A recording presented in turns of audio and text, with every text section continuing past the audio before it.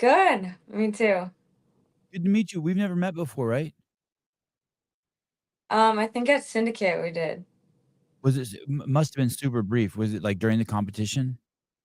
Yeah, really brief.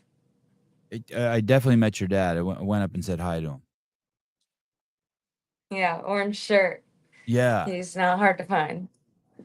Lydia, how did the orange shirt, what's the story behind that? Uh-oh. Let's see. The orange shirt. He's always wore an orange shirt. Starting my first year at Wadapalooza. And so my family on the live stream was like, Matt, we could see you better than we could see Lydia with the orange shirt. So he always has worn it to every other comp. Was it an accident that he wore it to Wodapalooza? Yeah, I think so. He just happens to have an orange shirt. Yeah. I think he has a Hey, few of them. hey, is there a better place you could go? Because I think there's a delay because we're not going back and forth like very well. Here, hold on. I just turned the internet on. Oh, that's a good idea. Is that better? We're about to find out. Hey, is he a fly fisherman or stuff? Who has a shirt like that? I remember it looking like it was like a fishing shirt or something. Oh, no, he's not, but it probably is. Do you remember your dad wearing orange as a kid? Like, I don't have any orange shirts in the arsenal. I got like blue and white and black. I don't know anyone who has like orange shirts. Oh, yeah, he's always worn some interesting things. Growing up, I remember he had like these M&M pajama pants and all these weird shirts with different sayings on them. Like, I put ketchup on my ketchup or something like that. Did he ever work? It's almost like the stuff the guys who work on the road wear. You know what I mean? Like the guys who are like when a lane's closed and they're telling you whose turn it is to go by. Yeah, yeah. Does he have that job? Basically. Is that what he does for a living? Are those his work shirts?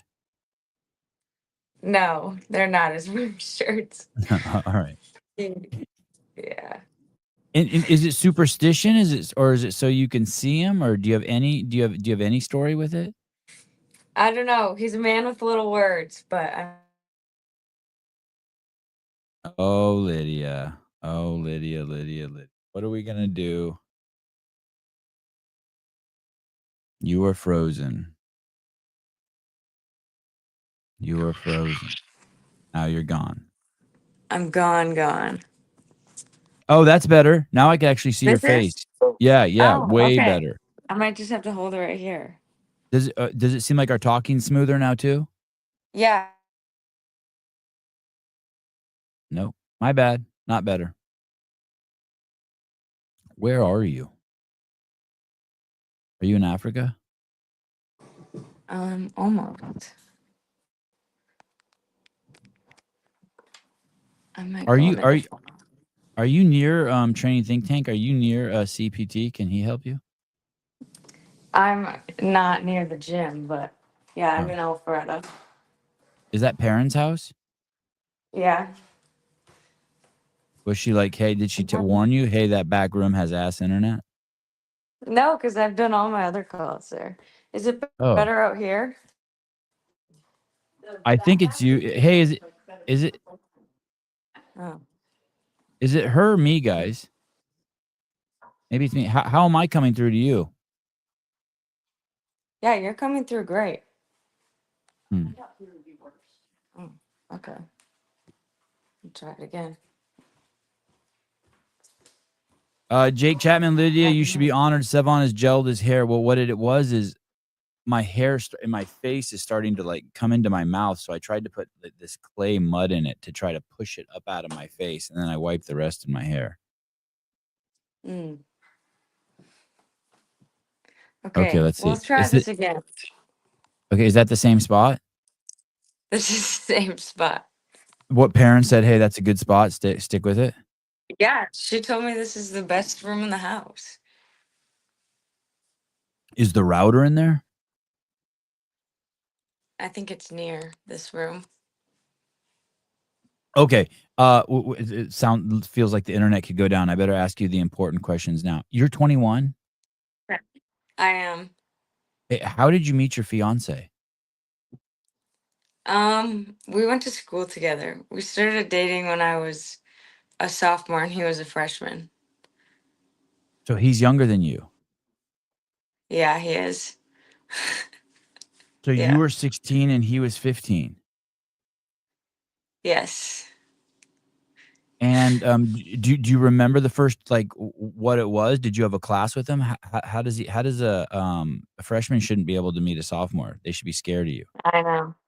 He was actually dating a senior before me. Wow. Um, yeah. But I would go in the weight room after cross country practice, and he was always in the weight room, like he did powerlifting and stuff. So, yeah, he was looking at me in the weight room and like added me on Instagram and started talking to me. But for some reason, I thought when did you get social media? I thought I saw in one of your interviews you didn't even get social media till you were 17. Yeah, yeah, that's true. He just asked for my number or something. I don't really remember, but we also had Spanish class together, and so we would And just hang out. But we um had to go online for my sophomore and junior year, and so we would like do our classes together online. so was he? Do you think he was the aggressor? Was he the one flirting? Yeah, I think it was mutual. Yeah, mutual. Okay. Yeah. And how did you not get on social media, for so long? Was that something your parents were pretty strict about? Yeah. That was my parents' rule. And did you wanna get on? I think because all of my friends like communicated through Snapchat and everything, I wanted to be a part of that. Like, no high schoolers were just texting each other, it was all through Snapchat. But my parents, like, that was the one app they did not want me to have. And I think they're just unfamiliar with the social media world. So they eventually let me get Instagram uh, back in high school. I think, yeah, I was probably 17. And then I got Snapchat. Well, I obviously had Snapchat like behind my parents' back a few times, but and got in trouble for that. Uh, But yeah. Bob Marinaro sorry, this is a question for me. Oh, Please take a break. Why is sideways. Sevi being nice and not telling her to turn her phone sideways? You'll almost never hear me tell someone, I think, to turn their phone sideways. I always just, like, We were having go with it. internet issues, so now I'm worried. Yeah, I don't wanna be greedy. So the way you worded that is you didn't think your parents knew what Snapchat was. So your parents didn't want you on an app where kids are buying drugs and boys are sending dick pics to girls. I think that's pretty valid. Yeah, no, I looking back, I'm super thankful, and I always knew like the reason, and they were trying to protect me. And now I'm like, yeah, I could care less about social media. Oh, because you started late. You're kinda like you're like me, you're like an old person. It's just like, "Oh, shit, I probably should post something." Yeah, yeah. Or other people are telling me, oh, you need to post. I'm like, oh, okay. Or you need to video this so you can post. Yeah. So, yeah. That's what, CTP is for. CPT. Yeah, exactly. Um, Yeah. and and so you guys have been together that long. So you've been together 5 years already. Mhm. Did you always think you would get Yeah. married? Yeah. My parents got married young. My older brother got married when he was young, and I guess I'm next. And how old, you're one of 5 siblings? Yeah. Mhm. And who's the youngest? Um the youngest is a girl, Martha, and she is 14. She's will be a freshman this year. God, what a wholesome name. And the oldest is Miles, and he is 24. okay. So, like, 1 every 2 years. Yeah. A- And do you know how old are your parents now? Oh gosh, I think they're 48 this year. Okay, so you're 3 years away from having your first kid. Yeah. You think you're gonna start early too? If I wasn't doing this, yes. Yeah. Yeah. Wow. And where do you live in the country? You live in the United States? Where do your parents Yeah, do? I live in a small town up in Wisconsin, And what's that called? Chippewa Falls. Spell it for me. I need to see this place.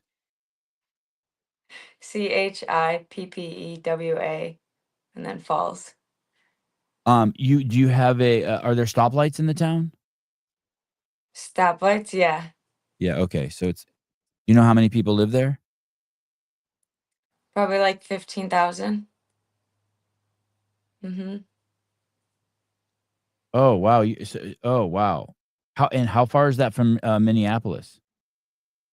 90 minutes. Okay. Yeah. Wow, you're way up there in the north. Snow? Is that snow country, Lydia? It snows up there. Yeah. It's cold most of the year, besides June through September, probably. And how many kids went to your high school? I went to a private school my freshman year, and I only had like 25 kids in my grade. And then this public school had like 350 probably. So, In the entire school, not just in your class. no, that was my graduating class. So it was Oh, big. okay. Okay. Hmm.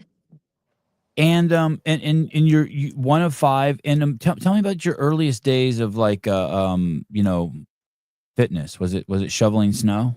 Your earliest days of being a physical We human. lived in the Yeah, we lived in the country growing up.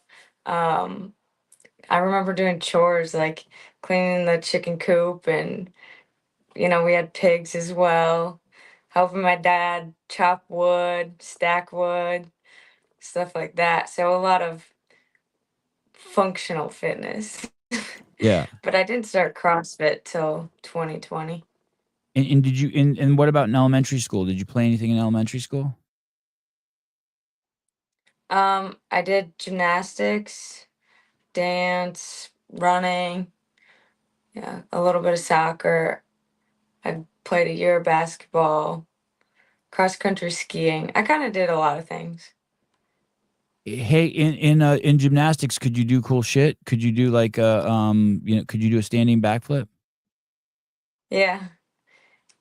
Mhm. Do you still have that? Mhm. I'm not allowed to do it right now, but A parent said that. That's a rule. That's a training think tank rule. No standing backflips. yeah. Yeah, when she's watching. Yeah, right. Okay, so you were explosive, competent, great body awareness, if from a young age. How young were you? Were you starting gymnastics like at 5 and 6, like little kid like that? No, I only did gymnastics for about 4 years. I started when I was 10. I Okay. really wanted to do gymnastics. Like I would tape duct tape on my living room floor like a beam in Mhm. practice. So like when I started gymnastics, I didn't have to start from the basics level. I'd started like competing at like level 4. Yeah. Because you were just naturally good at it. Yeah. I'd just been like practicing on my own. Hey, do you remember the first time you ran a mile in your life? You remember being a little kid and the first time someone's like, "Hey, we're gonna run a mile." I remember doing like this race called Pure Waters Day in my town. And yeah, we always did that when I was young. I think it was a mile. And my It dad was he would probably like run the half marathon, and then his cool down would be running with us kids. okay. So he was into fitness. Your dad was. He wasn't afraid to get out there and mix it up. Yeah, into And running. did all your brothers and sisters do that too? That shit's got to be expensive with 5 kids. Oh yeah. I mean, my parents set rules like, we're not a hockey family, that because that's super pricey. I was the only one who was allowed to do gymnastics, and I was, they say, forced into retirement after I got injured quite a bit. Um, but yeah, we were all like athletic and we're very competitive with each other. Um, does Sevon actually have a list of questions or just what pops in his head? You've been watching this show for 4 years. You don't know what's going on? You don't know what's going on? I apologize. I digress. Criminy. And your dad was proud of you? Your parents went to all your sports? Tons of support? Yeah. My grandparents always came, aunts, uncles. Yeah. I'm very A fortunate to have a family like that. and what's the furthest, one of your siblings has taken sports? Did anyone play sports in college? No.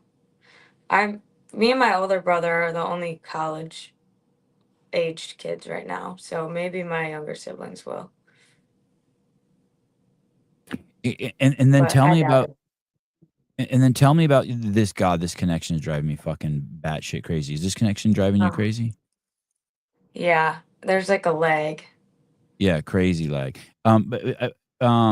And tell me about how you got into CrossFit. I heard the story like 4 times in the last few days because I watched a shit ton of your interviews, but there were some interesting inconsistencies in it. Not nothing like you were lying, but I'm curious like the nitty-gritty details because it sounded like you won. Well, go ahead, tell the story, and then Yeah. I'll tell you what was kinda like making me question some shit. Go ahead. Oh, that's fine. Um, yeah, I won a local race called Run for the Lights, and Al, the gym owner, she put together a prize purse for each division, and she had a free 3-month membership in each bag. And so after that, I started up. But what were the inconsistencies? Didn't in one of them, it sounded like you won, but you couldn't take the winnings because it Oh, would've yeah, technically. so So explain that I to was a me, what happened? WIA, yeah, so I was a WIA athlete at the time, and technically you're not allowed to accept prizes from like races that aren't high school races or whatever.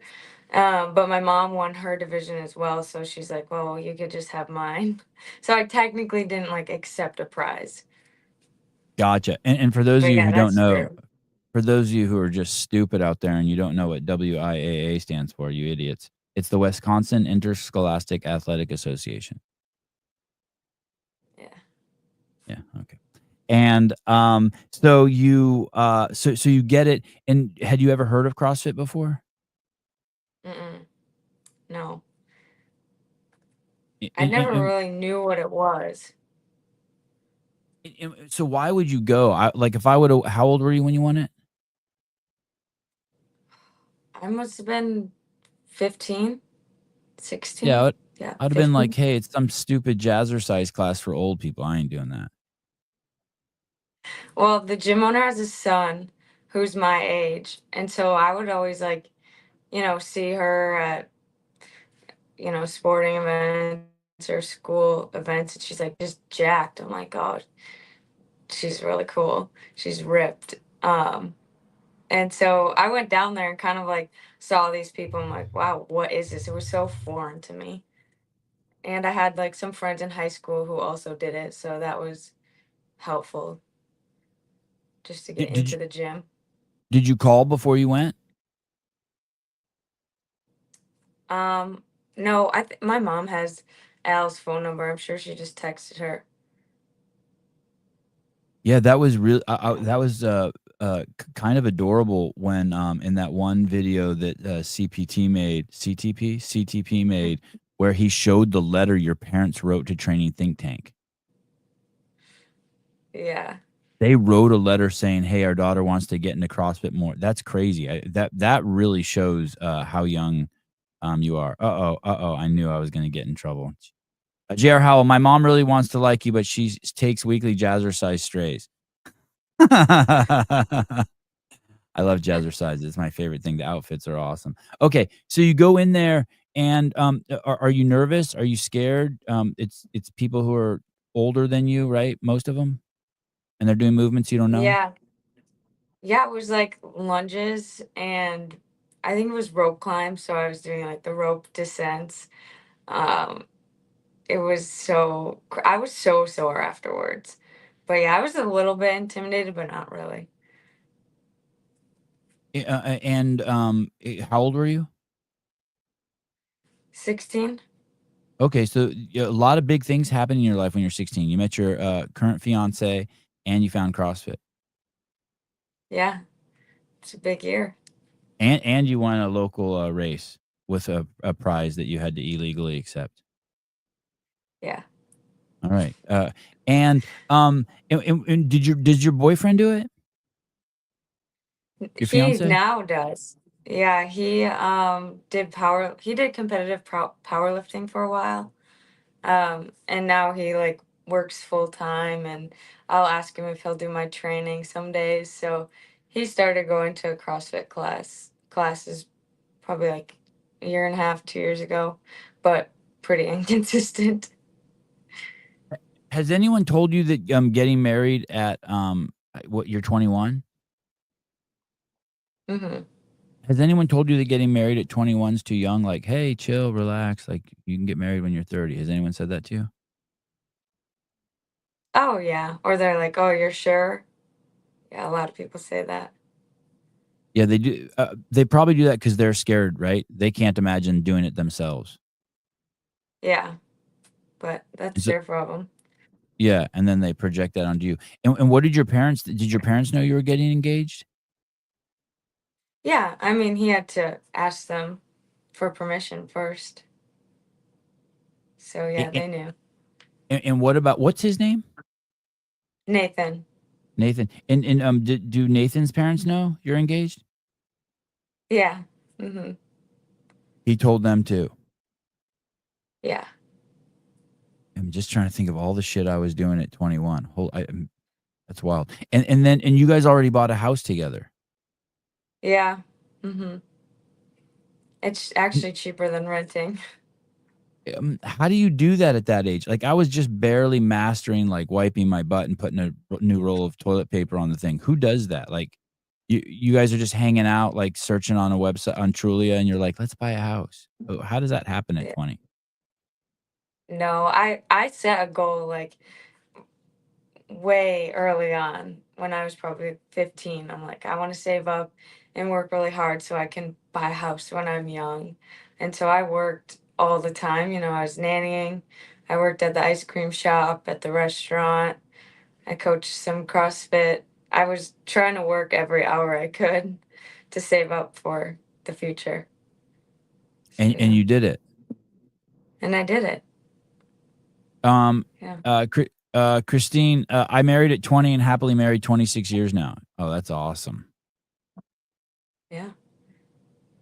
That's And great. so you guys, just the 2 of you guys go into a real estate you find a real estate agent,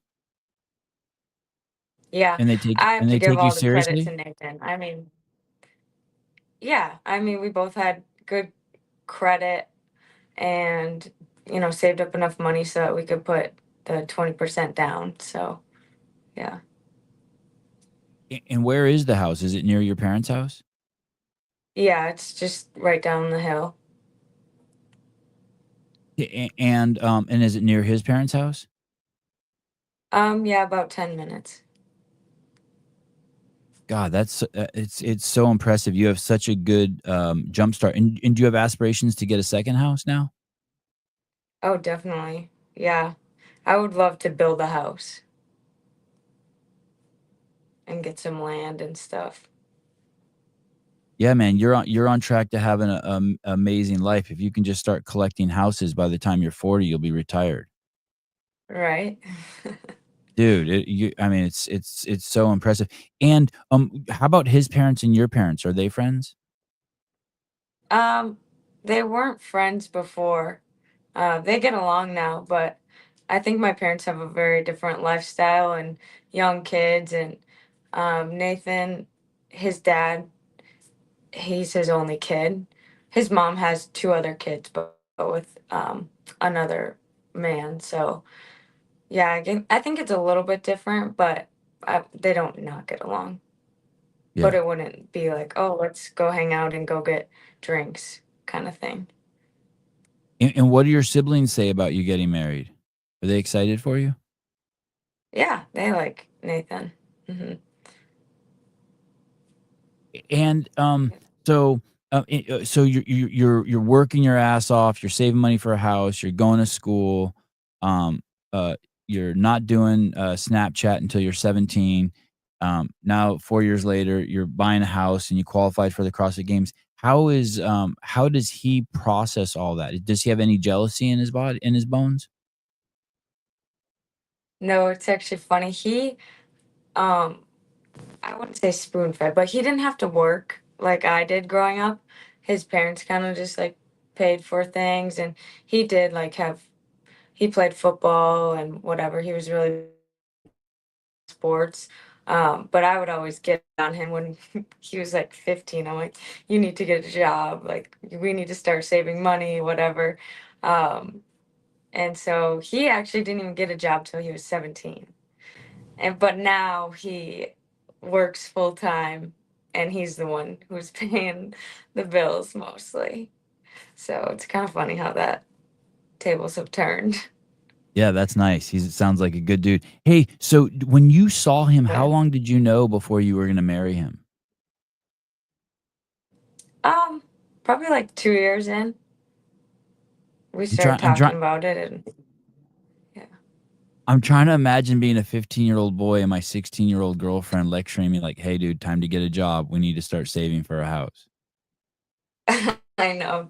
I mean, he does say a lot of times, like, "You're not my mom," kind of thing. So I need to remember, I can't just boss him around all the time. I mean, even my parents have said stuff like, "All right, you're being a little bossy." But um, yeah, I mean, he's great support. and it sounds like he has a really cool job. He's 20 and he's already working at a car dealership. Yeah, he just got promoted. He's a sales manager there now. Yeah, that's Mhm. crazy. Imagine the skills he's getting. Does he have just crazy people skills? Yeah, people skills, things about loans, dealing with banks, like a lot of stuff goes over my head. Yeah. And so did he do all when you bought the house, did he do all the stuff, like the stuff like my wife does, like make sure like the Yeah. title and notaries and like signing papers and like doing the adult talking stuff? Yeah, and then I would try to like read through every document and he's like, "Okay, you're wasting your time. This is what it's saying and this is what it means. Just sign here." How were you in school? How did you do in school? Were you a good student? Yeah, I got like all A's and I was wanting to take like AP classes, college level classes. Yeah. And when you get into when you first start CrossFit, how tall are you? I'm like 5'3". And how much did you weigh when you got into CrossFit? Uh like 120 pounds. Okay. And how much do you weigh now? Like 130. Wow. Oh, you've only put on 10 pounds. Yeah. Holy cow.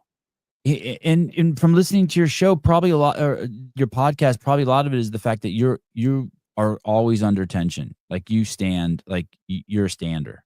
You stand 8 hours a day. Yeah. More than that. Yeah, what kind of shoes do you wear?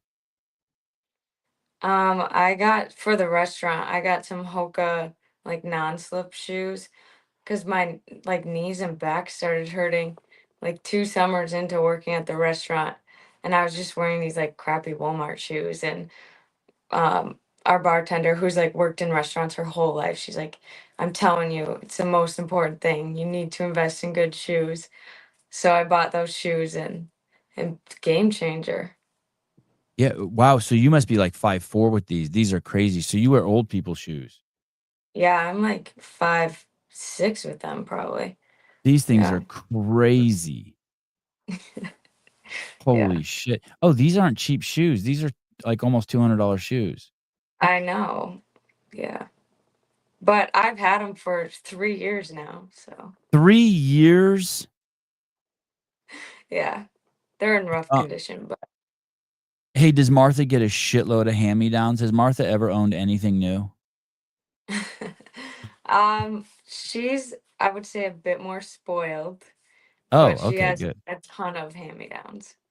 I would say my parents have softened with the youngest child. Yeah, these are crazy. Okay, so these are your day shoes. This is like if you're not CrossFitting, we'd see you in a pair of Hokas. Oh no, that's like my work shoes. Oh, but you don't just cruise around in them all day until you put on the Oh CrossFit shoes? no. No, there's like food caked in them. They're gross. And so why don't you get a new pair? 3 years, you deserve a new pair. They getting worn Yeah. down? Is all the tread gone? Yeah, they're pretty rough, but I'd rather spend it on other things. Right, right, you got houses to buy. Yeah. Yeah. There's no Okay. holes in them yet, so. Oh, yeah, good, alright, good enough. And, one of the places you said you worked was, Ruth Chris Steakhouse? Oh yeah, I did work there when I was living here in Alpharetta. Hey, was that a hard job to give up? Because, back in the day when I was rich as fuck, I used to eat there all the time, and it was crazy. The tips there must have been crazy. Yeah. The business volume was a lot lower, but I loved working on like the banquets and parties. So we would have like different financial groups or businesses come in, and we had a ballroom upstairs. So we would like just do one round of dinner service, and it's a lot of cleanup and um, setup, but I love doing that part of it. But I prefer my restaurant back home at the supper club Ruth Chris was, where? What city? here in Alpharetta, Georgia. Okay. Because I as I recall, I would go there, and I would usually like, what would end up happening is I would get a steak, and it'd be like $120, and I'd be like, "I'm still hungry," and I'd order another steak. And the Ruth Chris was always jam-packed, and Greg would tip, like, $1,500. It would be crazy. Yeah. The one I was working at wasn't super duper busy, But it's but fancy, right? It's like in every yeah. town, Ruth Chris is like the place. It's like the swankiest place. Yeah, but I think it attracts a certain clientele, and that's just not my vibe. And what's the clientele, like business people? Like, I would say more wealthy people who, just expect and think they deserve more than they really do, oh, yeah, yeah, and who yeah. I aren't used to very just kind. Yeah. yeah, if I didn't like my fork, I'd just throw it on the ground, totally. Yeah, stuff like that. No, I never did that. So and what's the, have you ever worked anywhere on the complete opposite end? You ever worked, like, at a Waffle House? I have not. No. I've only worked Okay, at an ice cream shop. and you ever worked anywhere that was kinda ghetto? No. But you've seen some crazy shit in the kitchen. Like, you've been like, oh, like, you've seen, like, you lift something up and 30 roaches run out from underneath it. No. Oh, come No. on. Oh, come on. Really? No, the craziest thing I've seen is like I was getting some extra like to go boxes to stock upstairs, and when I opened it, there was a dead cockroach in there. But that's because whoever brought them to us, that was in their warehouse. Not you guys. I was at a restaurant in Newport Beach. It was with Hunter McIntyre and my kids, and we were sitting down, and we started seeing mice running on the wall. Yeah, That's disgusting. yeah. And then Hunter McIntyre got up and ran across the restaurant and stood on one of like the tables and started looking behind the TV and started reaching back there to grab one of the mice. It was crazy, No and way. the place was packed. Yeah, we probably saw 20 mice in there in like a 70-minute period. It was nuts. They were just And running you back and forth. probably never went back. No, no, I went there all the time. I didn't care. My Oh. mother-in-law thought I was crazy. I love the place. They serve drinks. They serve drinks in the morning. What am I gonna do? I guess. No, Uh, we have a um, health inspector come quite often, so we're pretty up to code. you're still doing waitressing? Yeah, I came down here to train for the games for 3 weeks, so I'm not right now, but I'll leave right after the games to get back and work. And is that hard for you when you do your online banking to see that there's not a paycheck coming in, that it's like 3 weeks and you're like, because sure you're used to seeing the number just grow and like you Yeah. love transferring your weekly $132.85. And are you tripping on that you're not doing all that? Yeah, even like cutting down, I would go down to like 4 days a week, or I tried going down to 3 days a week. I'm like, I hate this. Like, I'm so addicted to money. I just want to work all the time. Yeah, Yeah. that's smart. There'll be plenty of time to get over that addiction. Keep doing that. Yeah.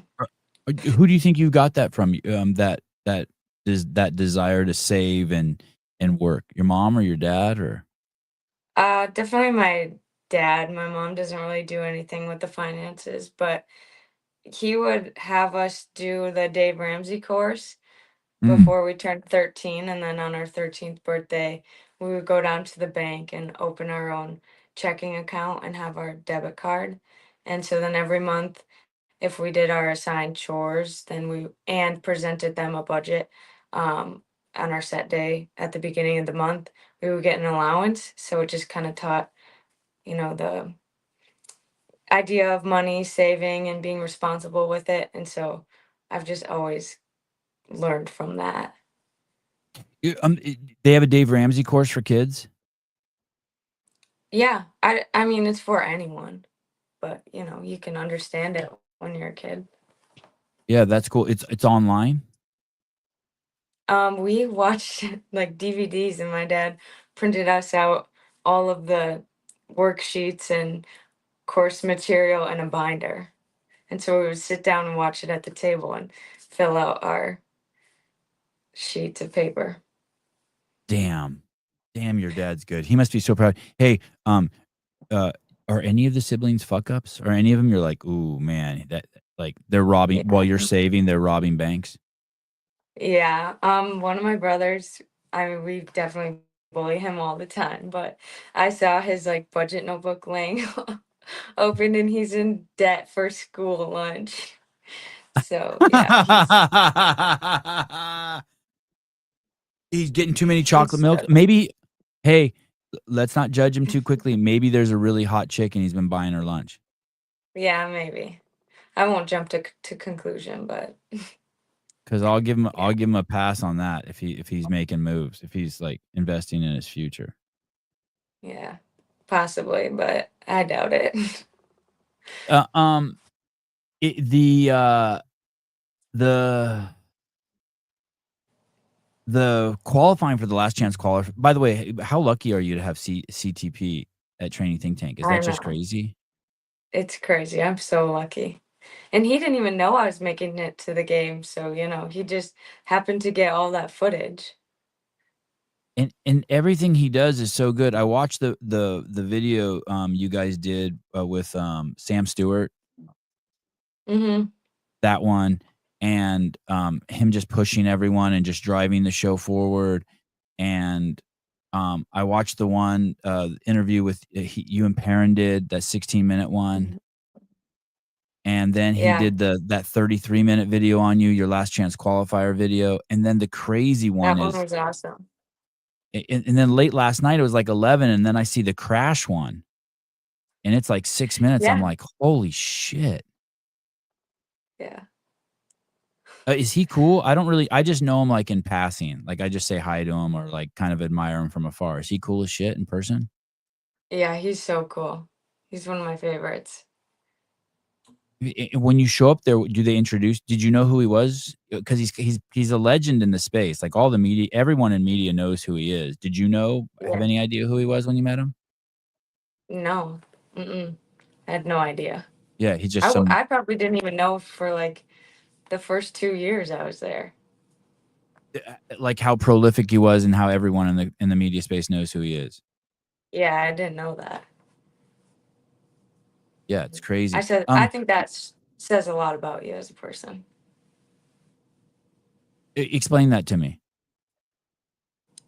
Like if you can just walk around knowing you have, all of these big accomplishments, or like people know you really well because of X, Y, and Z, but you don't come off that way. Like I really admire that in people. Like I don't want to ever walk around and be like, oh, she's a games athlete now, so you need to treat her this way. Like no, I'm a normal human. Like none of that matters. I don't want anyone to know, type of thing. Right, he doesn't have a shirt that says I'm CTP or I'm CPT. Yeah, no, yeah. Yeah. Oh, and, so that when you do you remember the first time you started working with him and he was making videos on you? Were you comfortable with that? I think he's like really casual and chill about it. Like, oh, hey, you working out? And I was like, yeah. And then he'll just video you. And he has all of this like imagination and development behind the scenes that I don't know about a lot of it. So he does it pretty much on his own. So and those are all his ideas and he comes up with them and he's allowed to just, excuse me, choose whatever passion he wants. Yeah. I mean, he'll ask me, like, this cool with you? Yeah. Yeah. And the podcast and all the videos you've done with him have shit tons of views. Yeah, he's good. Tell me about the crash event. At the end, it shows you walking around the building. Are you crying? Yeah, I was really upset. Like, I went to complete failure. My grip was just redlined.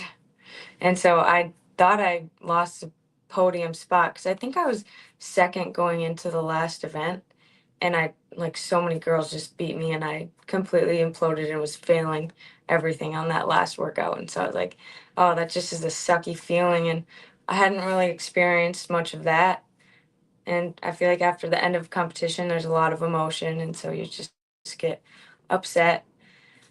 And it turns out I ended up still making the podium. So they came around the corner, got me, and JR was like, come on, let's do this. And I was like, apparently I'd made the podium. That was classic JR too. God, JR's so Yeah. awesome. When he just walked by, he's like, "Come on, podium." And that's it. And I think maybe JR's extremely sensitive, like extreme, and so he couldn't even like stop and look at you, or he might have started crying. Oh, maybe. Yeah, that was I my thing. haven't seen So that side. have you he's got 2 daughters and a wife. He's surrounded by women. Even though he looks all buff and shit, his body's just filled with estrogen. He's like he steps on a bug and he cries. Uh, um, it tell me, or he gets really stoic. Tell me, is that the first time? Do you remember crying at a sporting event ever before that? Um, A not really. competition? Maybe out of, mm, I don't cry like a lot. I like cry a lot when I'm angry and frustrated. Yeah. Never But cried during no, a I've gymnastics maybe out of meet like or emotion. a soccer game? Do you ever remember crying or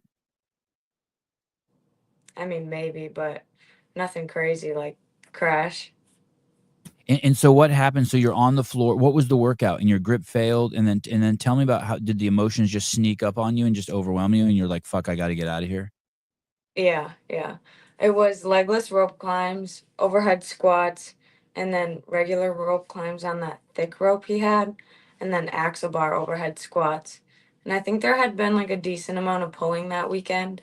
And so after the legless rope climbs and overhead squats, I was just like completely to failure, and I couldn't grip the axle bar. But I mean, I wasn't the only one. I remember Caroline Stanley next to me, like she was trying to clean the axle bar and it just like flew out of her hand as well. So I'm like, everyone feels this way, but I think it's really hard when you're in podium contention and then you literally can't do anything. You just start failing and you just see it slip away. And so it, you had that thought, right? Like you didn't even question it. You're like, "I'm off the podium. I'm going to Yeah, cry." yeah. Do you try to hold the tears back, or do you sort of or do you indulge in it. No, I try to like hold it back and stop and like stop, you're fine. Yeah. And you just can't. You're overwhelmed. Yeah, I was the end of the that was the last event and I'm like, oh, that sucks. And then he comes and gets you, and you end up being on the podium. Was that Fee who was on the podium? Yeah, it was Brittany Weiss, Fee, and then myself. Yeah, crazy. And do you feel better right away, or do you like how do you are you happy with your placement at that point, or you're still not even happy that you got podium? You looked really happy. Yeah, I was kind of in shock. Like I didn't really know what to think, and I think it took a while to process it afterwards too. Like what just happened. CrossFit's crazy too, like that, and the games is like that too. I mean, you saw it last year. It looked like Svikowski's going to win the games, or Dallin and Jason, and then James Sprague has this epic, final couple events, and squeezes by. It feels like anything can happen all the time. Yeah, that's why you got to keep reminding yourself, like, stay in it, because really anything can happen. And other people play factors too, how they place and everything. So, yeah, it's an important lesson. So then at the last chance qualifier this year, so you don't even come close at syndicate, right? You're 2 places out. And, Yeah. and I say it's not close because that was a really hard competition. There were good girls there, but you still win a prize, and that prize is that you can go do the last chance qualifier. Yeah, I guess. And the last chance qualifier, you're not even sure if you're gonna do it, and the night before the last chance qualifier, you tell parent, "Okay, I'm flying down," and you show up the next morning? Mhm. I Is had that how booked a 5 a.m. flight, and I was like, "All right, I'm gonna do this. We're going for it." so tell me about that night when you're deciding. Do you call your dad? Do you speak to Nathan? Um, do you do it for Martha? Like, what are you thinking? Like, waiting to the last minute like that? Well, first I'm like, I don't know if I really can do this because I have 3 work shifts that needed to get covered. And I'm like, I can't do this. Like, if I can't find anyone to cover, I'm not gonna go. Like, I'm not gonna call in sick for this. And so I was fortunate enough to have people cover my shifts. And so then I told Nathan, like, all right, I'm gonna leave for a week. And then I told my parents, like, hey, I think I'm gonna do this. And they were like, you should. So I asked them if they could like watch my dog and stuff. So yeah, that's how Um, it went down. is your whole life kind of like that? Kind of like just like to other people, it seems like maybe like that's too chaotic and you waited to the last minute and you should have like not been doing that. But do you think that maybe your whole life is like that? Like you're kind of in the flow, or you kind of have just faith that everything is going to work out fine?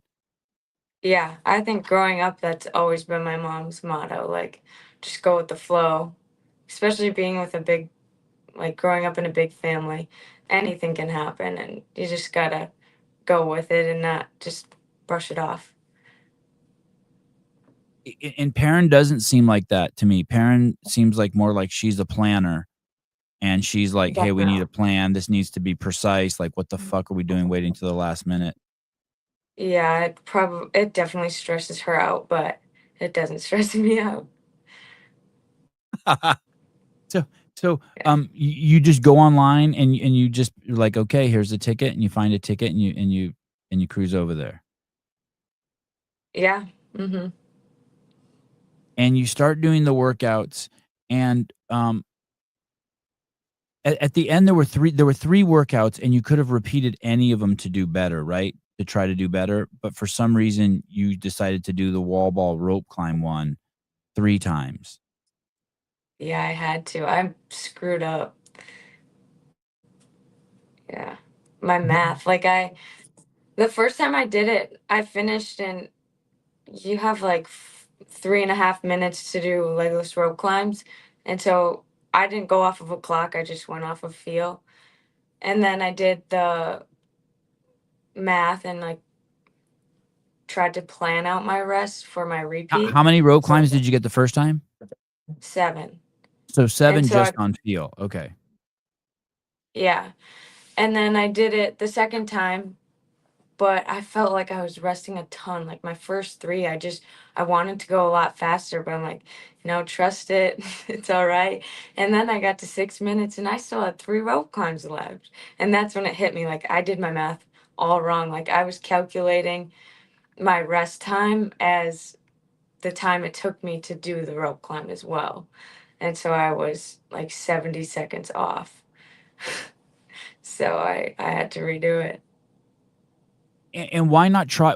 So then, what time do you go into the gym that last time? That the time I messed up, we did it at like 6 p.m. And then my final try was at, I think we got there at midnight.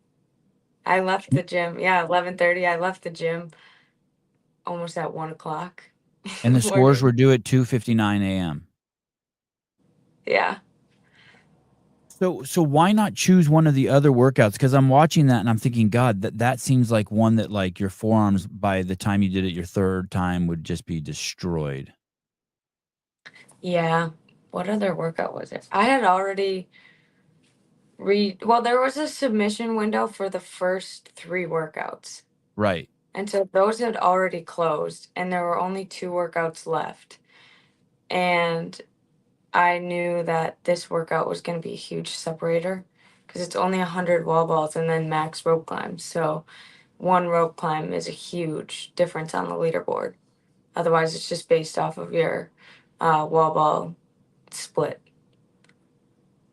And were you concerned at all? Like that I'm guessing that the first two times that fatigue that someone feels on rope climbs is the kind of thing that really stains your brain. Like you knew how tired you were at 7, and I want to say that you almost fell off the rope the first time you did it. I want to say like you descended really fast. I was like, "Oh, that doesn't look right." Yeah, I need to work on my descent. But I think because I paced it the second time so overly paced it, obviously, because I only did seven, um, my forearms weren't that blown up. Like I knew I could do it again later, and I just put my heart into it, and that's what got And, me through. and how many seconds were left on the clock when you started the 8th climb? I just made it. So were there like 10 seconds left? How long does it take to do a rope climb? Yeah, I think I jumped up at like 6 minutes and 45 seconds. Hmm. Wow. And then when does the clock stop? When your fingertips touch that gray tape that was up there or when you hit the ground? Like in the middle of my descent, so I still had like 2 extra seconds. It but officially, when does the clock stop? Like in the rule book, do you know? Is it when your feet hit the ground or is it when your, hand touches the top of the rope? Yeah, the top of the rope. Yeah, that's crazy. And then still, you get the 8th rope climb, and when it's like that, obviously, there's a huge that's the differentiator? I think that's a word, between you and all the girls that may have gotten 7. How many girls got 8? There were four of us who got eight, so then it came down to the tie break. And the tiebreak was what part? When you started what? How long it took to do the wall balls. So after 100 wall balls, what the time was. And they actually messed it up on the leaderboard at first because they had it in backwards. So whoever took the longest actually said it was first place for them. But Kyra won the tie break for the wall balls. So she won the workout. And I believe I got second in the workout or 3rd. Because of the wall ball split. And then how do you find out? Where are you? Are you up at 3 in the morning? Yeah, I didn't really sleep. So, like, literally at 3 in the morning, you refresh it and you see? Yeah. Well, Kyra didn't put her scores in till like the last minute. And I was kind of waiting on her to see what she got. Um, and then I see where the points are, and there was only a 2 point separation. And then when they corrected the wall balls tie break time, then there was a 1 point separation. So I still had to wait a week for video reviews. So that whole week is just like pretty, pretty anxious the whole week. And then eventually you find out via email, like you open up your email one day and it says, "Hey, we would like to invite you to the test of the fittest." Well, first I got 5 emails that said my score has been adjusted. You Oh can open up the shit. Hustle Up app to review. So I'm like, oh my gosh, all of my scores. Like I thought I watched every video. Um, and I just All had, of your scores were adjusted every single workout?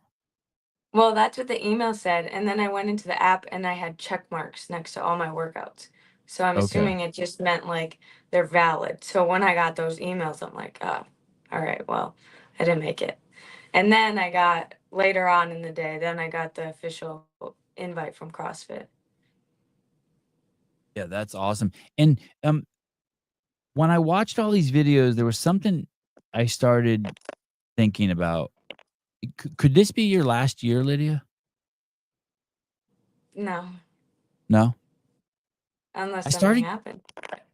I started getting this vibe from you that, um, the goal was to make it to the games, and that you have Oh, such passion elsewhere, like maybe, being a real estate, mogul, that maybe you'll be like, "Okay, made it to the games, throw that on the resume, and back to buying houses."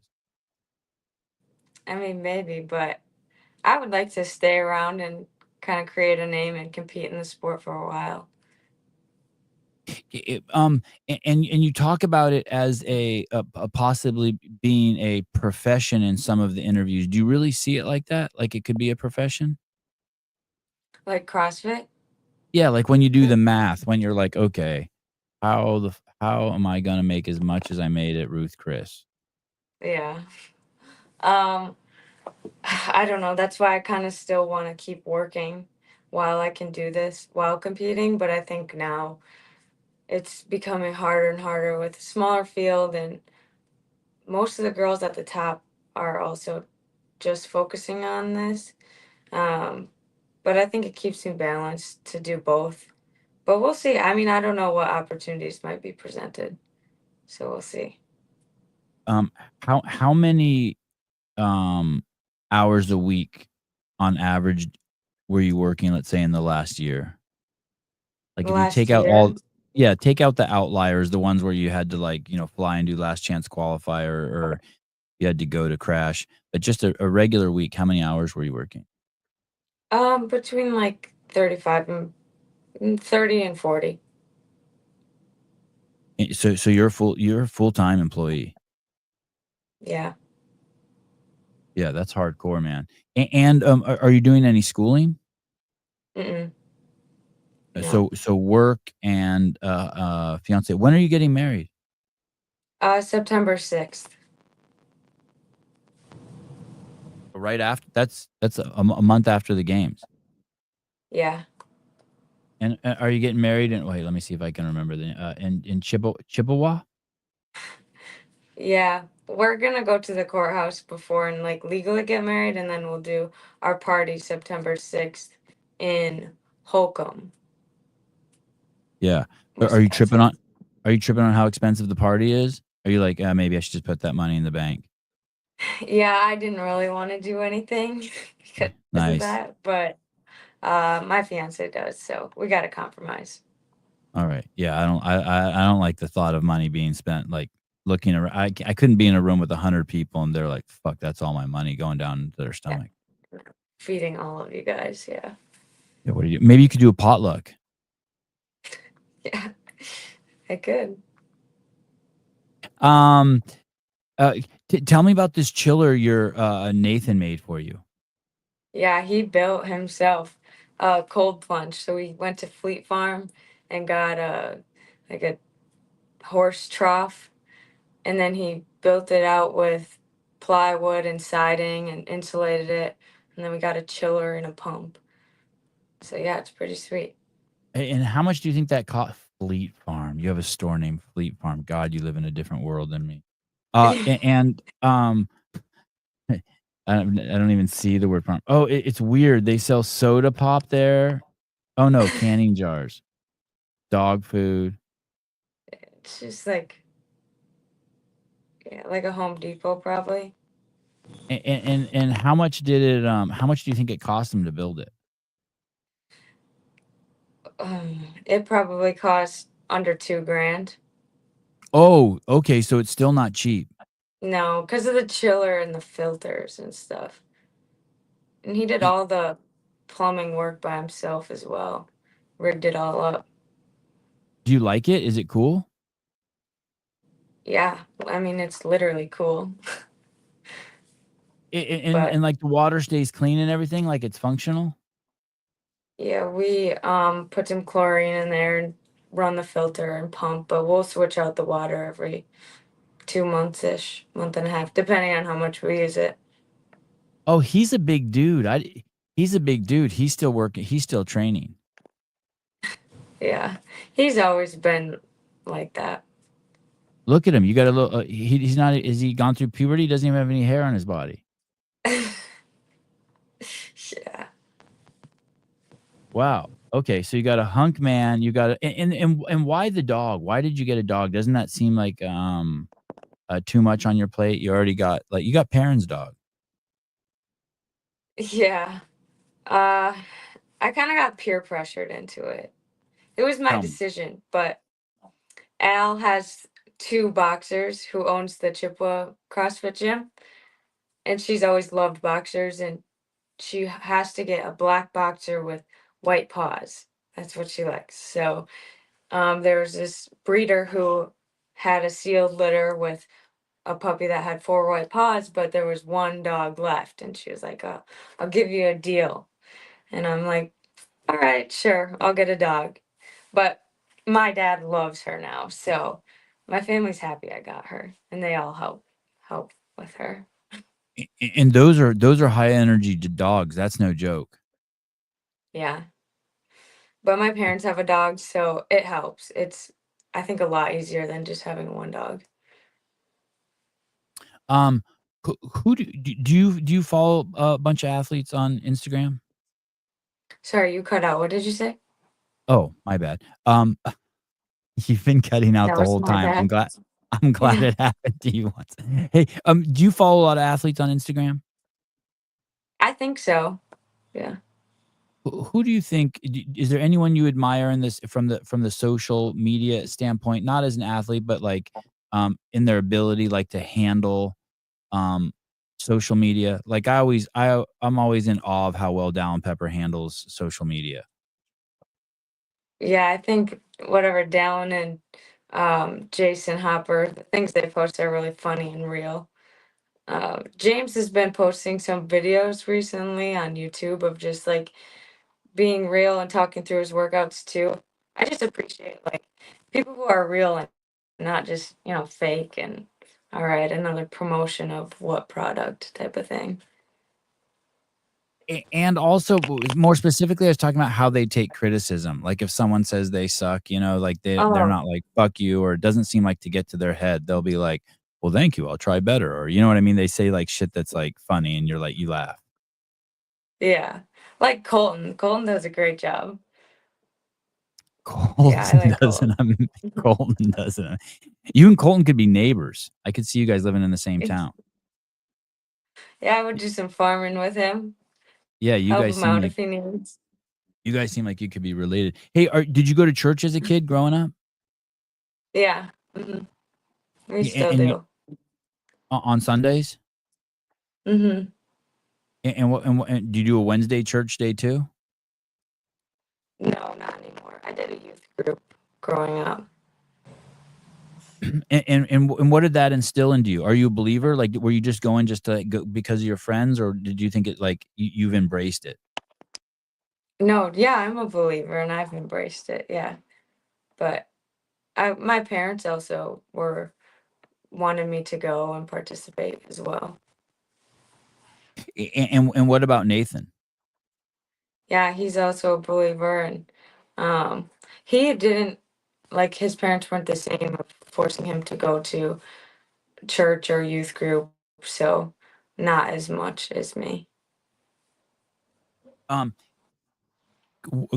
going back and kind of to tie it in with that, and looking at how Dallin and people like Colton handle, the world. I mean, the world that everyone can comment on your shit. Do you think about that? Do you think about how as you get more and more eyeballs on your account. Daniel Brandon made a post the other day. It's like, who the fuck do people think they are? I have so many followers, and now they're making all these comments, and I'm like, oh boy, like, she's not going with the flow because that shit's not going away. Like that's part that you know what I mean. It's like you jump in the water, you're gonna get wet. If you're on Oh social yeah. media, basically every post you make, you're just asking to be judged. That's what it is. We're all just asking, judge me, judge me, judge me, and you can't Hmm. control the judgments, right? You can't be like, I only take positive judgments. Do you think about that, or has anyone talked to you about that? About as that piles up, how to navigate that, or let that shit just go off your back like water off a duck? I think I I say this now, but maybe it would change. But I wouldn't really let that stuff get to me. I mean, growing up in a big family, you get bullied by your siblings all the time. Like you take it and you move on. Like it's whatever. Like they're not living my life. And how are your parents how do they navigate it?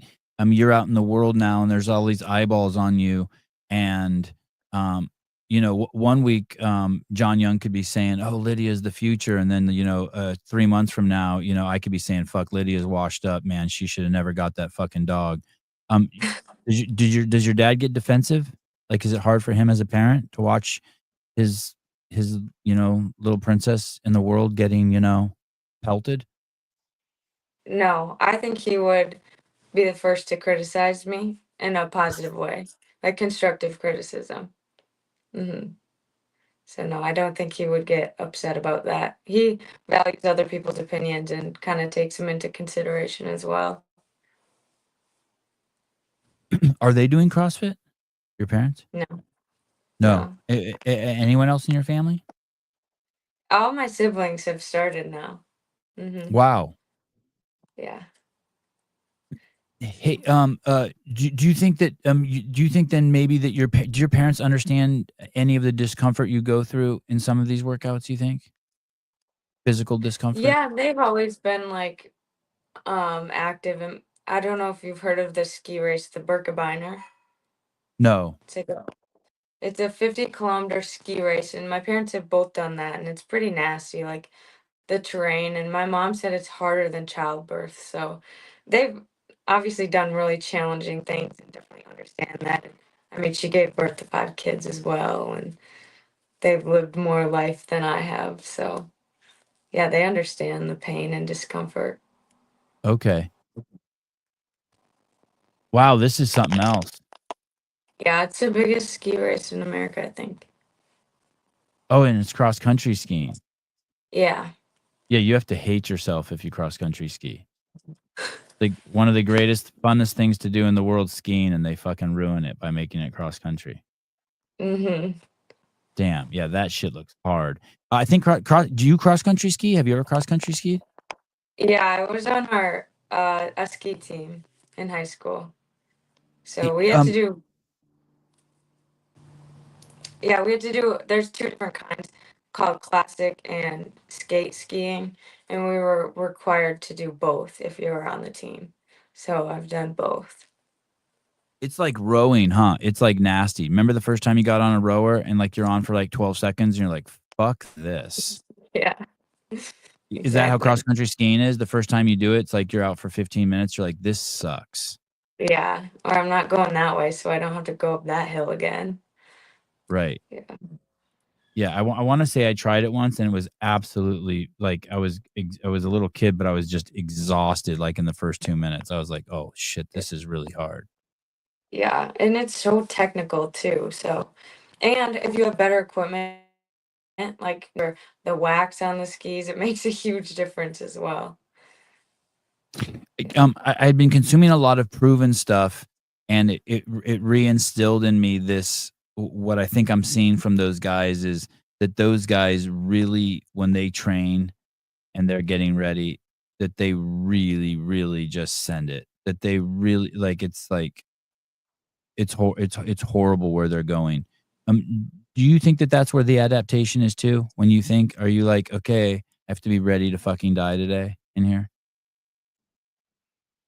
Yeah, I guess. I mean, I always try to go hard and push myself, so I don't necessarily need other people, but it's definitely helpful to have that. But yeah, you can always think about, oh, what do you think they're doing? Like push a little bit harder because they're doing the same thing type of thing.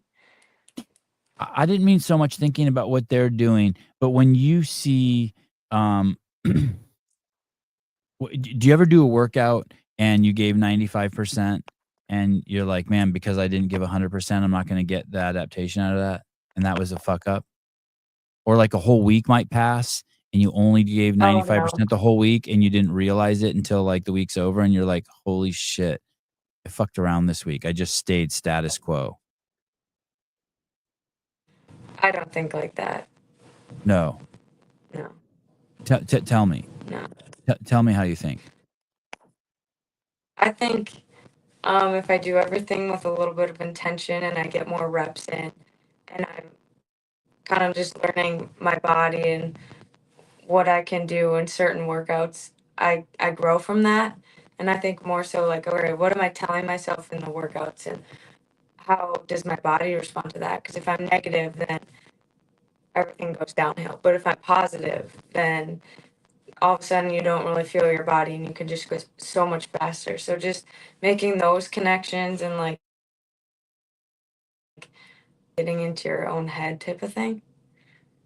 Yeah, You I said don't like to think too hard about things. Just you said when you're positive, you don't feel your body. Explain that to me. no, I think when you're telling yourself positive reinforcements, the pain just starts to go away. Like you don't feel bad for yourself. Like you just block all of that out and just go. Yeah, you don't feel bad for yourself. No pity parties. Yeah. No. That's like kind of like that's like indulging in the ego. Yeah. There'll be time to do that later when the dog chews up your new pair of Hokas. Yeah. Has your new dog chewed up any of your shit?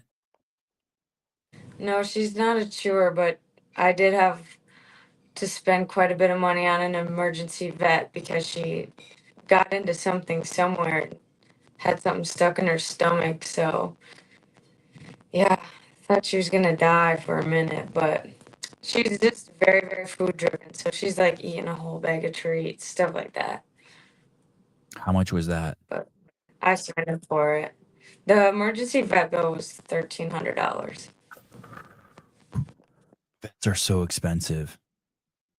Hmm. They know we'll do anything for our dogs. Except they told me it would be 5 grand for surgery, 5 to 10 grand for surgery, and I said no.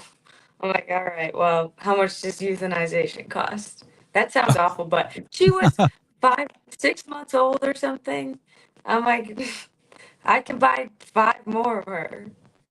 Hey, so she didn't even need the surgery. Well, She I said, survived.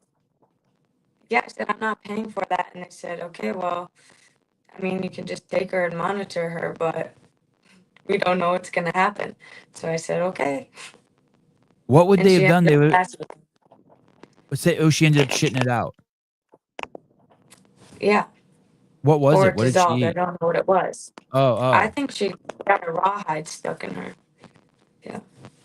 yeah. Wow. Allison, hi. Do you know her? Yeah, she's the owner of CrossFit Chippewa. Oh, hi, Allison. CrossFit Chippewa. She's your biggest fan, probably. Every Oh, time I good. go into the gym, she's listening to you. Oh, good. Did she stay open during the pandemic? Yeah, I'd only think they were mandated to shut for a little while, but then she just brought it to her house. Hey, I in one of the interviews, I was really surprised to hear you say this, because this is more balls than 90% of your cohort cohort athletes. You said, "Yeah, they told me I would like training think tank because it's not woke over there." Did I hear that right? You did. Yeah, that was awesome. I was like, "Holy shit! Wow." Say goodbye to your Disney sponsorship. I don't want a sponsorship from them. There. God, no wonder I like you so much. Okay. You did Pedro's podcast. You did Talking Elite Fitness. You do training think tank stuff. Um, uh, Do you dread doing these kind of the podcast and talking, and because you have also alluded to the fact that you prefer to stay a little more private. Yeah, I'm not a fan of talking about myself. It's Mm, hard, but I think it's mm, like a great opportunity and you get to build a relationship and talk to people. So sometimes you got to do things you don't want to do. yeah. Yeah, I'll try not to ask you too many questions about yourself. But first, before I do that, I really like the fact that you say you took a pee, even though maybe you didn't have to pee before the rope climb to lighten yourself. Like you're like, hey, I'm getting all the fluids out. That's like Yeah. that kind of shit is like important. I think like every 1%, anything you can do, any advantage, right? Yeah, I agree. I mean, I needed that eighth rope climb. Yeah, did someone teach you that, or you just came up with that? You're just like, okay, that's just math. What did you say? Did you come up with that? Was parent like, "Hey, drain the bladder," or do you just think, "Okay, hey, if I can make myself 3 ounces lighter, and 8 rope No, climbs, that's that 24 ounces less of." That's you. You came up with that. yeah. Maybe it Yeah, was a that's little bit of superstition, but whatever. It yeah, that's worked. smart. Okay, let me see. And the self-talk, you say, "I trust you." Yeah. Well, when you say "I trust you," who is the person talking and the person you're talking to 2 different entities? Like, "I trust you." Is that Like is that you trust my doing? body. So you're like talking to your body, "I trust you." Like, almost like it's just like a friend of yours. Exactly. You Yeah. think that has to do with, your religious upbringing? That you talk to your body like that? Um, Like it's your vessel that you're using while here? Possibly. I've never thought about it that way, but everyone always says, your mind is a lot stronger than your body.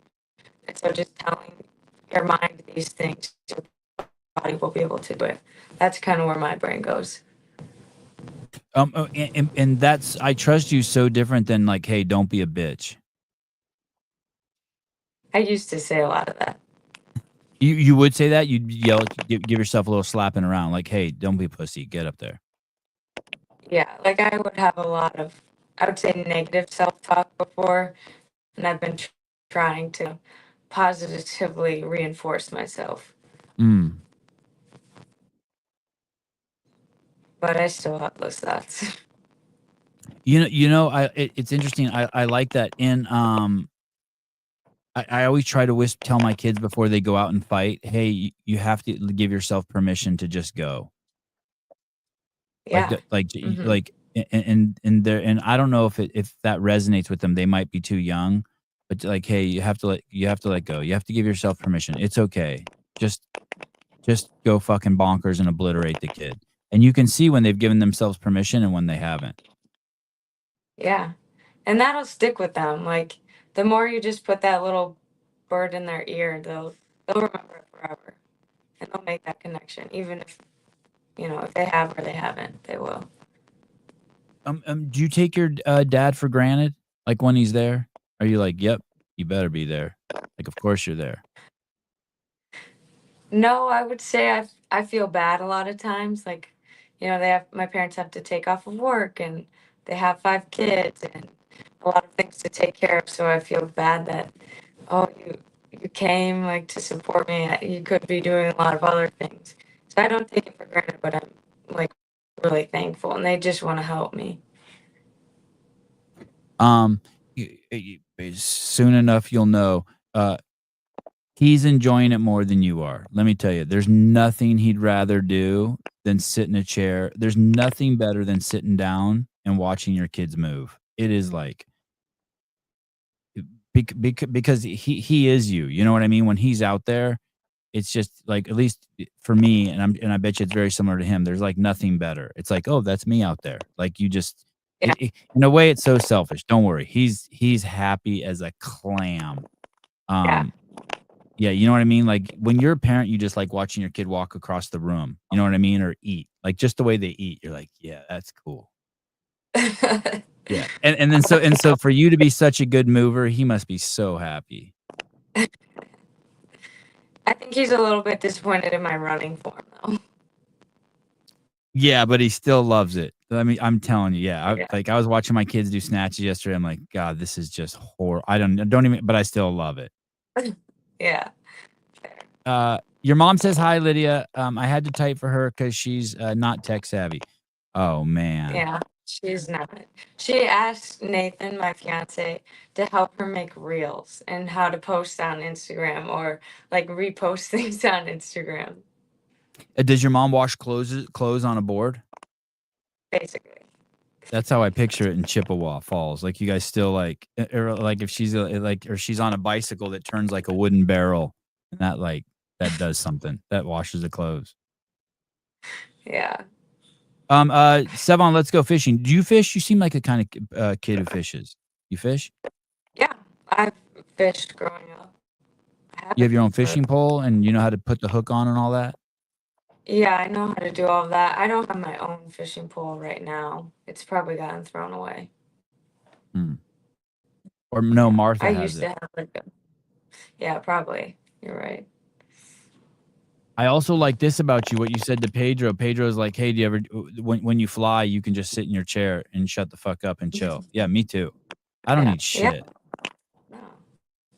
Mhm. I always download a bunch of games on my iPhone, and then I realize I'm old because then it's the same shit every time. It's like, "Oh, you need to be online to play games now. You didn't when I was a kid." So then I just end up Yeah. sitting there. Right. I know. I'm like, look at all these people around you who can't go more than 20 seconds without picking up their phone. They're so unconnected with the world and have no awareness of what's going around them. It's Yeah, crazy. what if there's a terrorist? Me and you are gonna have to do all that shit ourselves. Yeah. And no one's listening to what would happen if the plane crashes. The exit doors and life vests. They would be like, "Hey, don't crash the plane yet. I need to finish the last 2 minutes of the Kardashians." Yeah, exactly. Um, you said when another thing that really perked my ears up is you said you were going to go to medical school, but then you saw how the COVID situation was being handled, and that kind of turned you off from it. What did you see there exactly Yeah. that turned you off?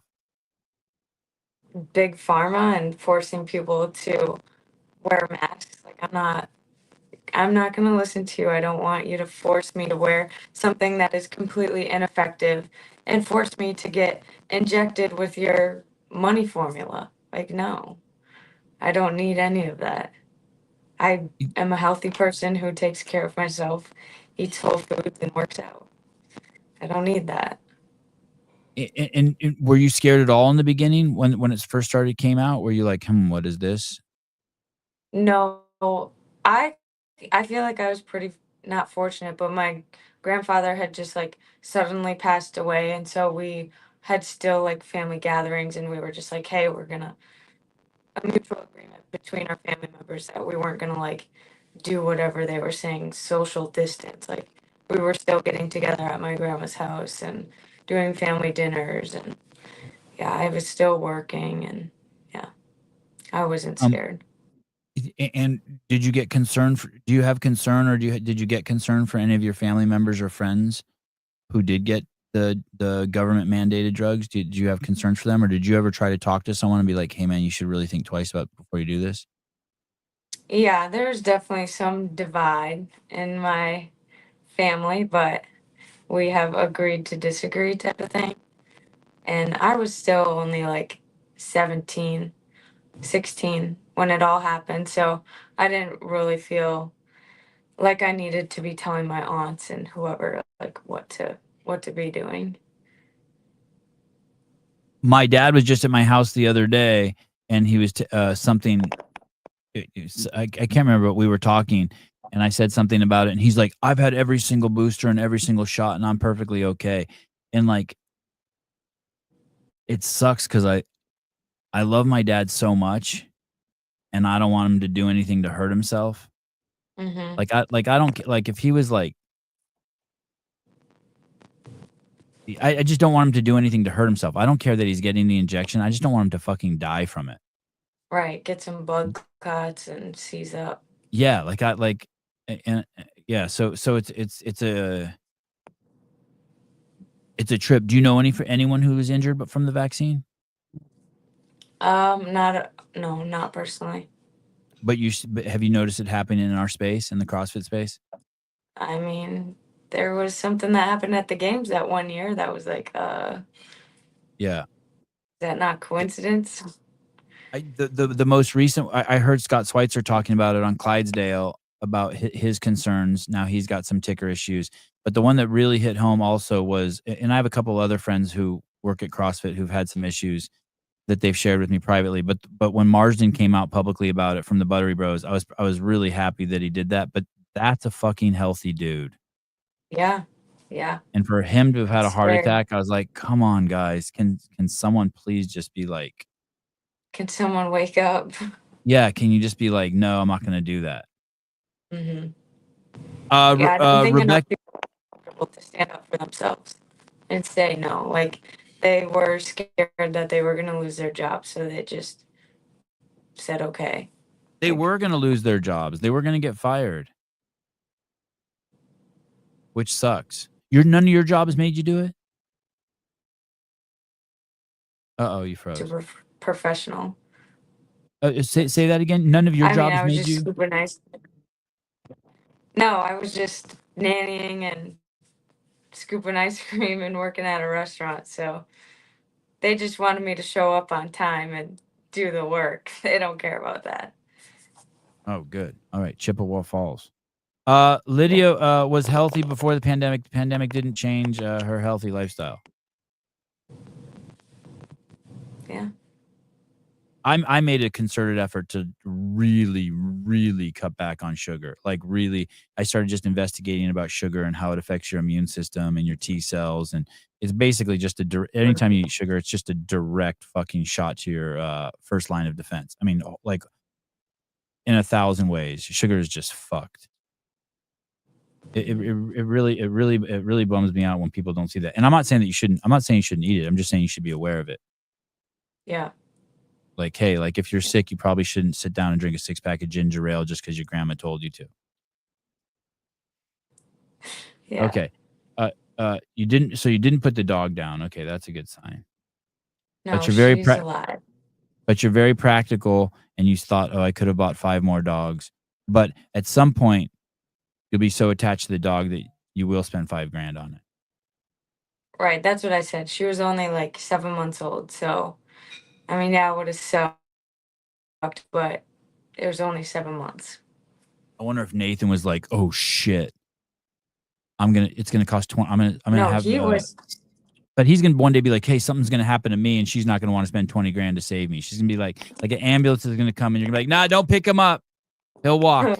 He's We're not fine. paying we're not paying $7,500 for that ambulance. Get the fuck out of here. Yeah, he always says, "Oh, you treat the dogs way better than you treat me." So, Are you having fun? Is life good? yeah, I'm having a lot of fun. I wouldn't be doing it if I wasn't. And when you what do you like best about your oh, I don't want to ask you that. You don't want to talk about yourself. I get when you said that really resonated with me because I fucking hate talking about myself too. That's why I don't want to go on podcasts.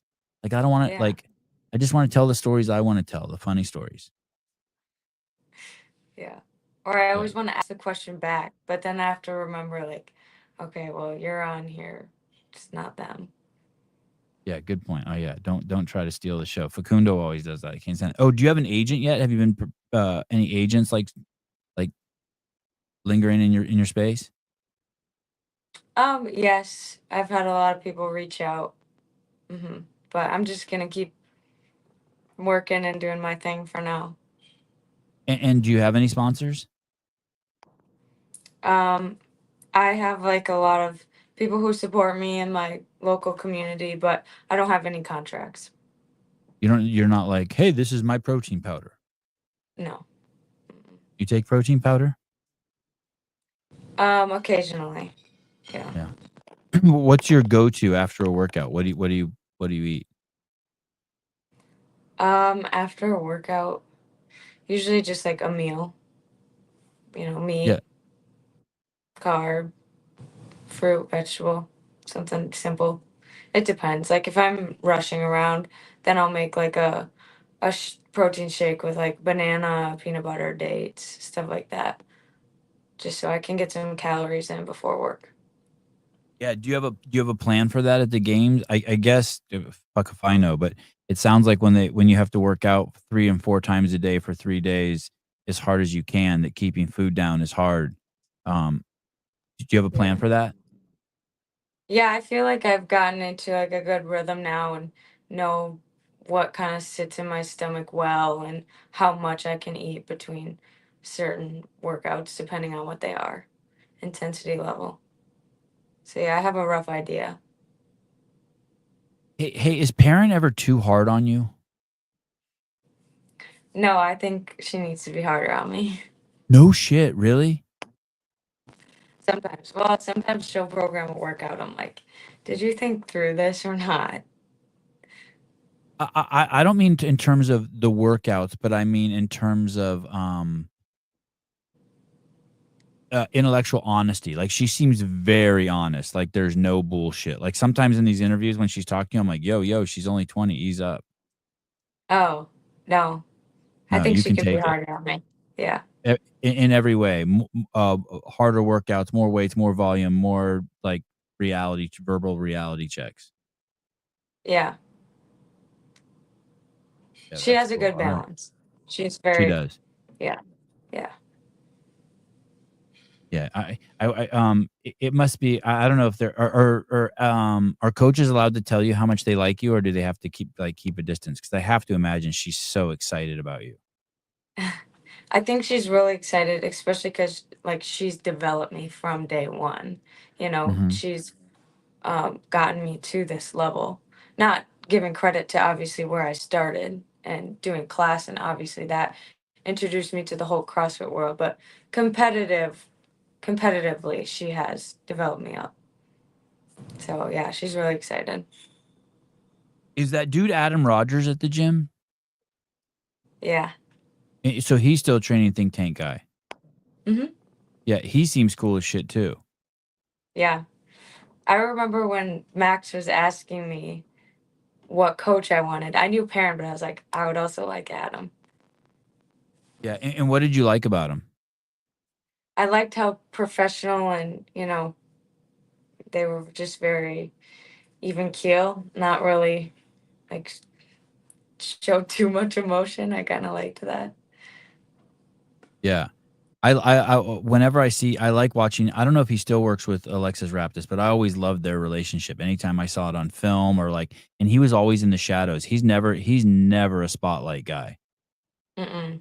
Mm-hmm. and yet he's got this superstar. Is she still with Training Think Tank? Yeah, she's still with Training Think Tank. Mm-hmm. She's working with Kyle Ruth, if you know him. Oh, she's not with Adam Rogers anymore. Yeah, not her training partner is also coached by Kyle Ruth. So Oh, who's her training yeah. partner? Is that Tanner Balaz oh, this year. that's her Hmm. training? Is that her boyfriend too?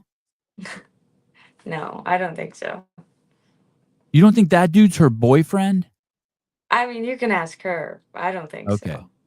All right. Who knows in the chat? Someone tell me. That's great. Hey, listen, if that's not her boyfriend, that dude is in love with her and he's losing his fucking mind. My Yeah. my 10-year-old son couldn't believe we watched the Ariel Lowe and Alexis Raptis piece. And my 10-year-old son is like, "Is she married?" And I'm like, "No." He's like, "Does she have a boyfriend?" I'm like, "I don't know." He's like, "Well, she needs one." I'm like, "Why?" He's like, "She's so cool." She's beautiful. She's really cool. I don't know. She Yeah. needs one. She needs one. All right, Miss Fish. Well, thank you for coming on. Yeah. I'd really Thank you like for to do having this. me. Really like to do this again when we have a better connection. Yeah, I'm sorry. Every other stream I've done has worked out. So I don't know. Hey, is CPT do you have media plans for the games? Is anyone following you around? Has he told you that he's going to do something with you at the games? I've not heard anything. Mm-mm. Okay, all right. Well, hopefully we can do some filming together there. I really look forward to meeting you. Yeah, that'd be great. I'll see you in Again. I Albany. mean, again. Yep. All right. Yeah. All right, dear. Have a good day. Say All hi to right. Perrin for me and say hi to everyone over there. I will. All right. Okay. Bye. Ciao. You think it's my fault? Am I choppy at all? My picture is crystal clear. It's absolutely not my fucking fault. Oh God. I almost didn't do the interview. Tanner's married with kids. No shit. Well, that doesn't discredit anything I said.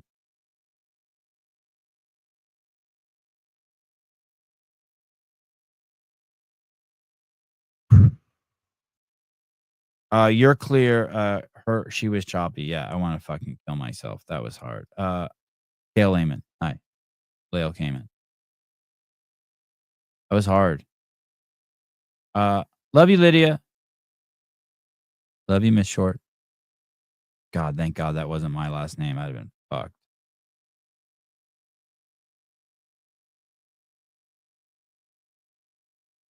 Why doesn't anyone know about the free games tickets for vets and first responders? Dear veterans and first responders, CrossFit Games tickets are free for you. I don't know. I've never heard of that.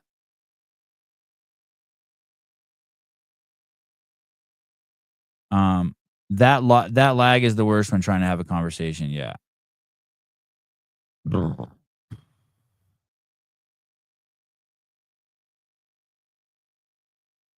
Oh,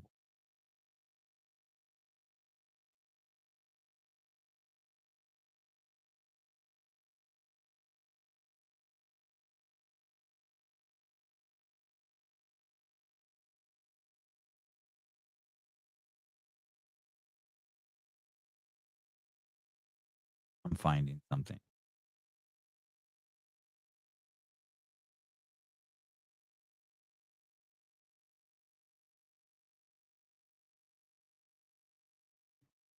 I'm trying to find something. I don't know where. Oh, I know where it is. I know where it is. I'll play the Shane Gillis thing. Give me 1 second. I want to show you guys something really quick. This is where we're at in the world. By the way, I heard Max El-Haj say something in one of those interviews that was probably the craziest thing I've ever heard a coach say. I don't even know how to process it. I don't even know if I'm ready to talk about it. I like Max, but it was absolutely the fucking it is think of all the crazy shit we've heard athletes say. Just crazy shit. I mean, like we have like Nick Fikowski in our space, and it's like how the fuck like it's crazier than for the athletes by the athletes. It is the craziest. I really need to pull the clip up if I'm going to quote him on it. It was around sugar. It was I was stunned. I was stunned. I almost feel like I should call him before I talk about it. Okay, so I posted this video yesterday, and this is where we're at in the world, people. This is the kind of retarded shit. This is why social media is so bad. So I posted this video, and Andrew wrote this workout for me, and I passed it on to my kids. I don't know if I'm allowed to share it, but it was a really cool workout. It was really fucking hard for me. I obviously didn't do it with 10 pounds. Um, but it's got snatches and back step lunges in it and pull ups.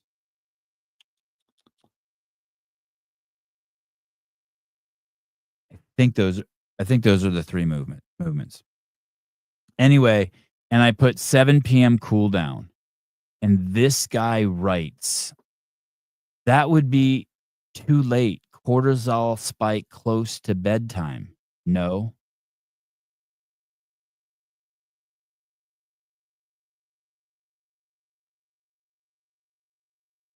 The level of retardation on the internet is fucking wild.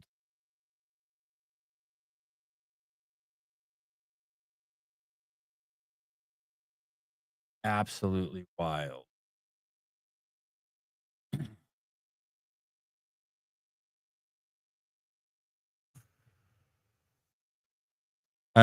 And if I need to explain that to you, maybe I'll do a whole show on it for retarded people. Uh, um, and here is a really close second to full retardation. Listen to this. Need to bring in a coach and fine tune that dumbbell snatch form. Like, imagine saying that.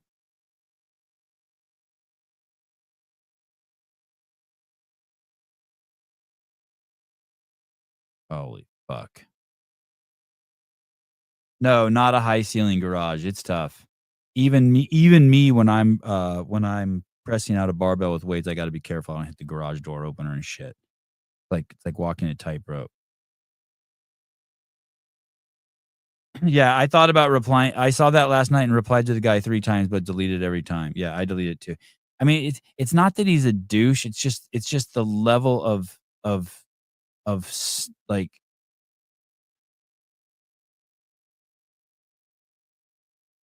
it's just the level of stupidity. It's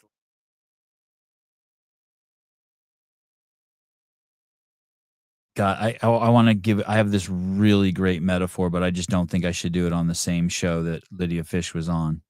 It involves blowjobs. I should probably give that one some space. Garage height is 6'6". I don't know. No, it's probably higher than that.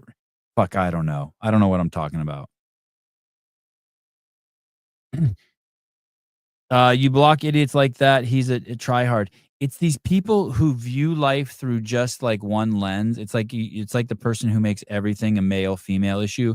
Like, you're like, um, uh, like a woman who goes to the counter and pays for something, and the person behind the counter doesn't smile at them, and they go, they would have never done that to a man. And you're just like, what the fuck? Or like, if you cross the street and someone's like, and you didn't see, there happens to be a black dude walking towards you, and someone's like, oh, you crossed the street because there was a black guy. Like, they're just stuck.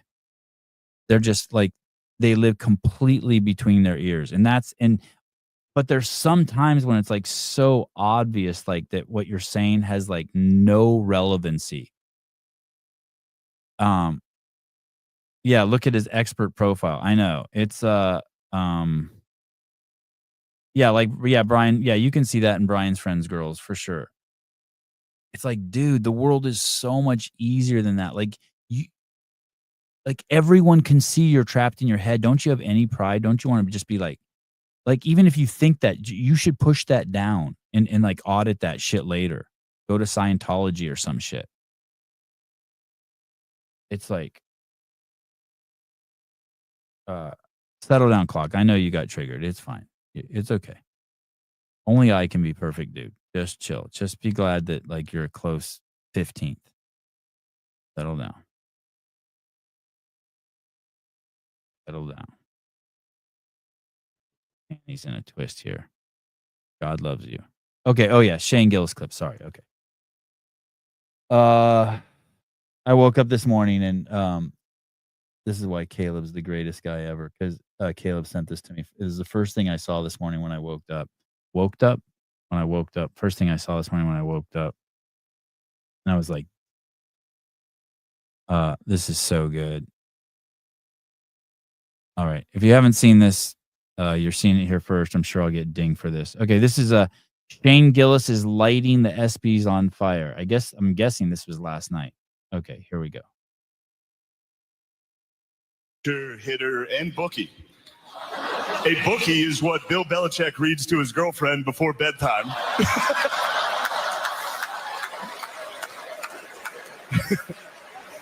They do. They read The Very Horny Caterpillar, The Little Engine That Could But Needed a Pill First, and of course, the classic Goodnight Boobs. That's my favorite one. Mine too. I'm not trashing Bill Belichick. First off, he's 73 years old and he's dating a hot 24-year-old and people are criticizing him. What happened to this country? It used to be a great country. He won 6 Super Bowls. Yeah. He's dating a hot 24-year-old. Maybe if you guys won 6 Super Bowls, you wouldn't be sitting next to a fat, ugly dog wife.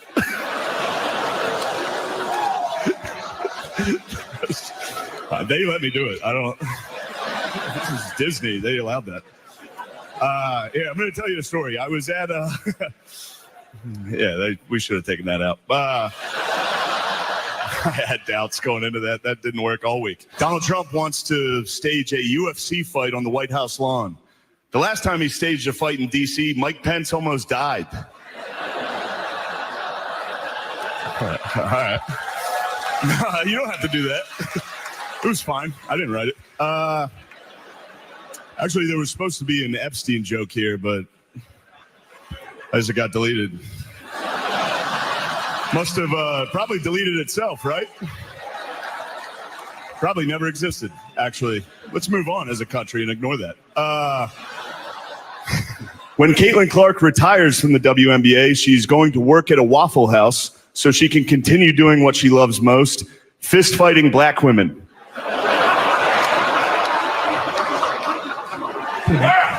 SGA is here. Give it up for SGA. Hell yeah, bro. Who's that? Who's that? SGA. Who is that? Is that guy stoned? And now everybody sitting around him is in foul trouble. Joe Rogan actually wanted me to be here to host this award show so that I could capture Adam Silver because Joe thinks he's an alien. And Donald Trump wanted me to be here to capture Juan Soto for the same reason. It's an alien joke. Wait, who booed up there, dude? Shut up. Pitcher, hitter. Won the championships with the Thunder. What sport? What sport? With the Thunder. Like, I know what the Thunder is. Oh, NBA champion. Did he get a lot of fouls or something? NBA star. The Thunder. Is there really an NBA team called the Thunder? Fuck, sports were so much better when I was a kid. The Thunder. Sounds like something on the Ocho.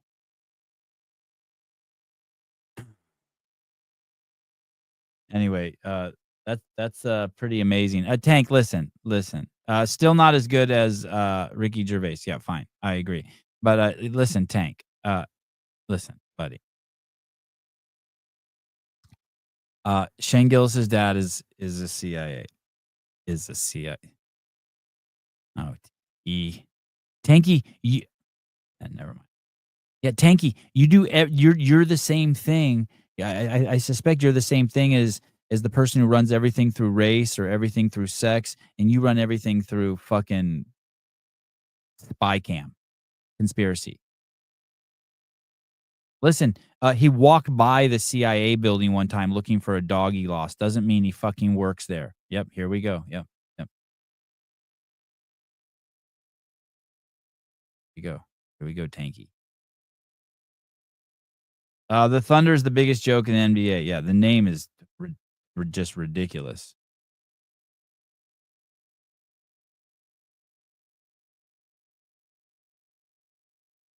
You guys want to know what Max El Haj said? I really should pull it up. It's about sugar. He said something about sugar.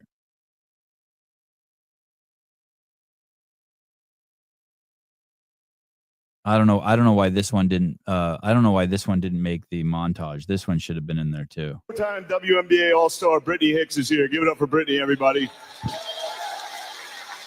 I'm joking around. That's my friend's wife. I knew none of you knew WNBA players. That's crazy. You clap for that. Four-time WNBA All-Star. Is that the lady who's the? Brittany Hicks is here. Give it up for Brittany, everybody. Doesn't she look like Jean-Pierre Le Pew? Doesn't she look like the White House chick? That sucked. The White House chick was such a douche. She was hot. Her opening line was, I don't know if you guys remember this, but when she became White House press secretary for Biden, her opening line, the very first time she spoke to the Peace Corps, was something like, "I'm the first immigrant Haitian lesbian black White House press secretary." It was crazy. No, they don't all look the same. This chick's no. Chinese people look all the same, but not black people. Yeah, this chick's hot. Anyway, that one should have made the montage too.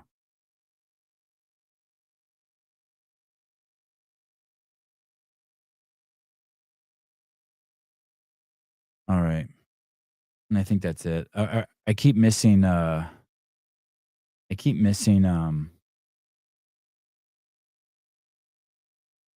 missing the Scott Schweitzer show. I need to get off by 9 so I can watch it. I keep missing it. And I have a long drive today, 45 minutes to gymnastics. I want to be in the car and listen to it. Tim Walz is a buffoon. I mean, when I first Victor David Hansen, if you don't know who this is, if you haven't Sevon, before you go, yes, Mr. Reeves, go ahead. If you don't know who Victor David Hansen is, you need to know. And you need to just get any of his books and read one. You will be so happy that you read his book or listened to his audiobook. He's brilliant. 9:15. Oh, okay, good. Victor David Hansen is so great.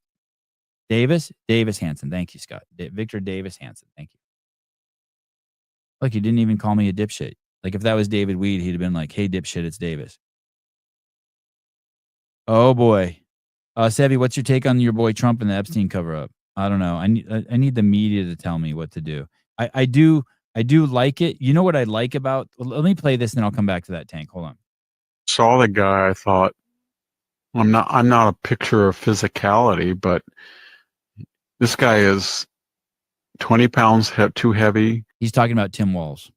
He's got a skin tight hipster suit on with his high water pants and his tight crotch, and his cuffs go up to his elbow, and he's frenetic. He's just a madman. He was jumping all around like he was Mick Jagger, and he was pointing at people. Hey, you! He was just a buffoon. And then he was on the national scene a month, and then they found out, well, he lied about his military service. He lied about Tiananmen Square. He lied about his Chinese visits. He lied about everything. And then the next month, it was his wife said she opened the window so she could smell the scent of rioting and burning objects. And his daughter tipped off Antifa people that his dad was going to call in. And they were just a dysfunctional group. And then when he would try to talk, I felt, he used all these swear words to talk about Musk. And for a while, he thought, I might be viable. There's nobody in the national stage, and I'm a left-wing guy, and maybe I can go out and just fill the vacuum as a vice president. And he went on there, say, January and February, and he started using expletives, AHOLE and SHIT and all that stuff. That's asshole and shit. About Musk, and he said, he goes like this, and I go out there and I have a little app with test. Yeah, man. Tim Walz was a douche. Can you believe that guy was he was close to being our vice president? Very close. Tank, I'm curious to get your take on it. I have not been, to be honest with you, I've not been following the news cycle for the last couple of weeks very closely.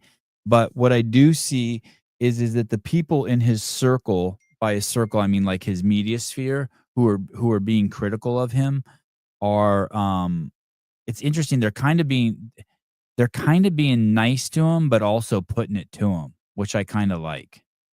And I think I heard yesterday Trump pushed it back on Bondi. I'll give you an example of what I mean. PBD. I saw this.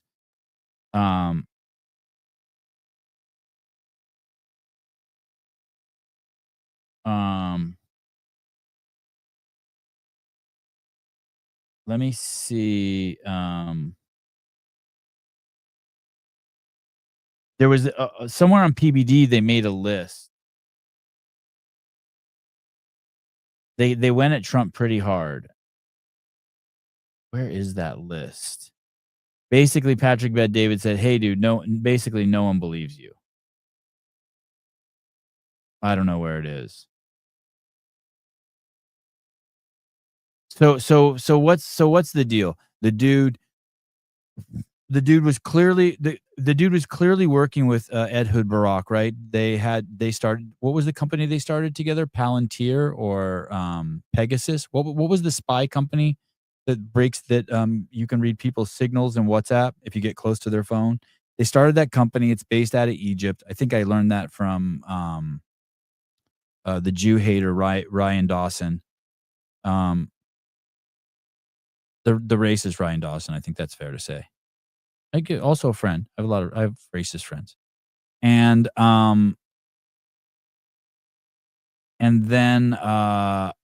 then basically they're supposed we have that recording that I think the OMG guy got, James O'Keefe of catching Pam Bondi, say that they have 10,000 videos and photos. And then he ran on the platform saying that he would release the files. You know, some people say there's a list, some people say there's not a list. I've heard the same thing out of Ryan Dawson's mouth. He says he's already released the list, but I've also heard him say that there is no list. And it's like, so like maybe we need to define what list means. And then of course there's the video that now that they're claiming was edited.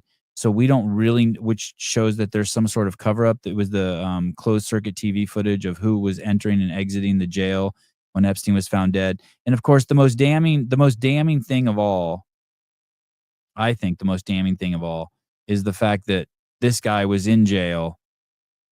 He was supposed to have a roommate, a jail cell. He didn't. He was supposed to be checked on every 30 minutes. He wasn't. And there was supposed to be a camera on his cell, and there wasn't. And so,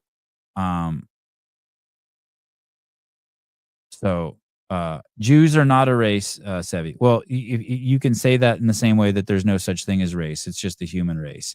But when you conflate Jews and Israel, Jews are an ethnicity, and they're a religion, and there's a country, a Jew country. And so when you conflate those, that makes you a racist. It's like believing that, like when you say Jews run the world, like that you're conflating. It's like saying black people are criminals because in your town, like, you know, there's a disproportionate crime committed by people with melanated skin. That is the essence of racism.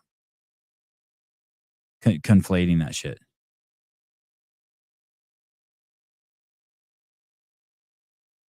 Well, let's ask. Let's see. Are Jews an ethnicity? Hey, the funny thing that you guys never, the funny thing that you and your cohort never mentioned, Tank Reeves, is also that the King of Jews is the only one that set us free from religious law and gave us and gave us free will, which is a bizarre thing not to mention. Truly bizarre, like a true civil rights leader, the King of Jews, the only one, actually. The only true social justice warrior of all time. Yes, Jews are widely considered to be an ethnicity. Widely considered. I know, Tank. The Jews run Google too. Of course it's going to say this. I know. Yes, Jews are widely considered to be an ethnicity in addition to being a religion. Many Jewish people identify with a shared culture, historical, and ancestral heritage, which are key components of ethnicity. Weird how that works, right? Oh, it's not a race. Oh, okay. But there is no such thing as race. I think race is just a made up. It's even more made up than race. Let's see, race versus ethnicity. Race and ethnicity are distinct concepts, though often confused. Race typically refers to physical characteristics. So the big nosed, curly haired. So when I walk into Whole Foods and someone's like, "Nice to see someone from the tribe," they're not doing that based on my physical characteristics. Why do you think black people are considered a race? It has nothing to do with their physical. I mean, get the fuck out of here, dude. Come on, man. Well, ethnicity encompasses shared culture traits like language, ancestry, and traditions. Black is not an ethnicity. Kenyan is an ethnicity. Somalian's an ethnicity. Armenian's an ethnicity. If in Israel you aren't considered a Jew unless your mother was Jewish and gave birth to you. It's a joke. That's because there are overlapping rules between what it takes to be an ethnic Jew versus a religious Jew versus a anyway. Even Ryan Dawson says that he doesn't want to conflate the two, but he does all the time. Him and that Jeffrey Shields guy, who whenever he talks to someone, he's always like, that guy conflates it all the time.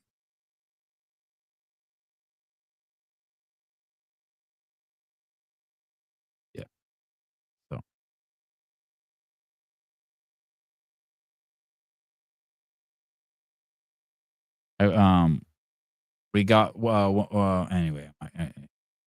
Ask a Jew to get 23andMe, dude, and find out what you see. We all evolved from the same people, so we're all the same. Retards came along and classed us as colors and ethnicities. Oh, Theodore Herzl. Okay, now we're talking. DM me that name. Send me a video on him. I want to watch that.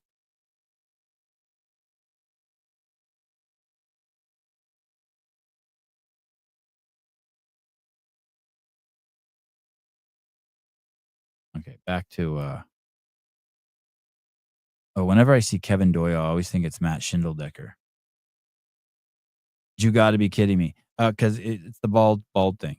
I just classify you guys. Just all bald people are named Matt Schindeldecker to me.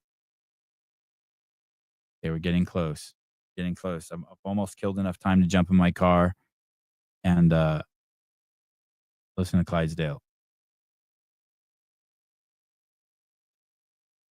Oh yeah, the Apple guy.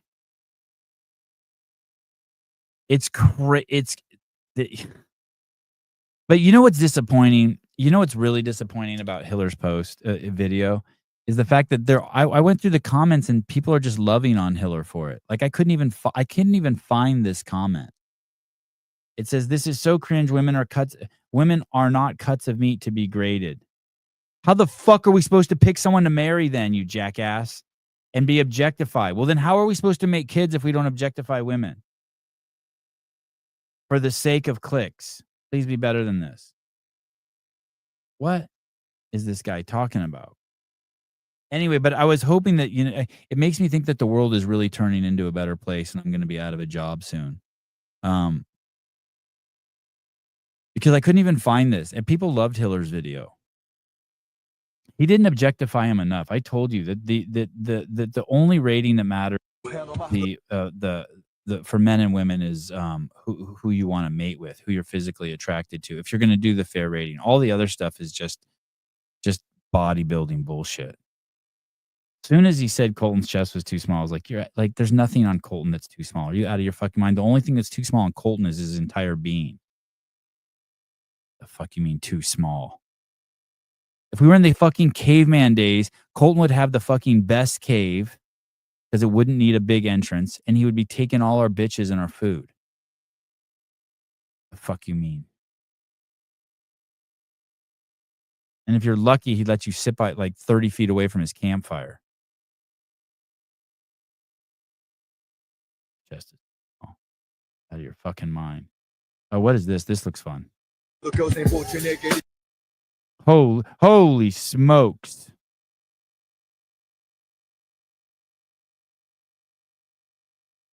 I want to see this guy's shoulder to overhead, though. Something looked weird about it. Like, oh, yeah, this guy's fast. This is why you can't let the blacks into CrossFit. Holy shit.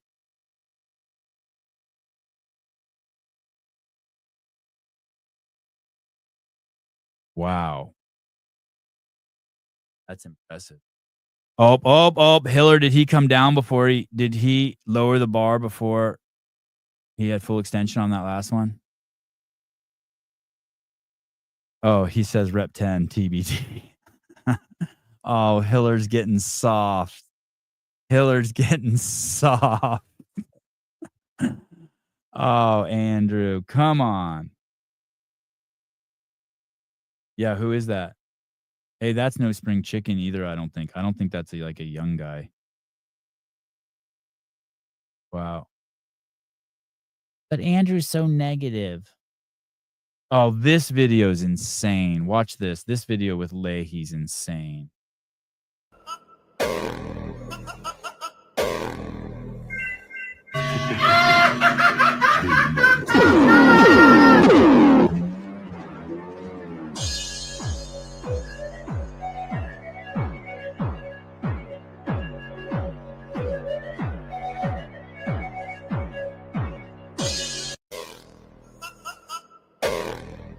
Damn, Hiller is the greatest hype man of all time.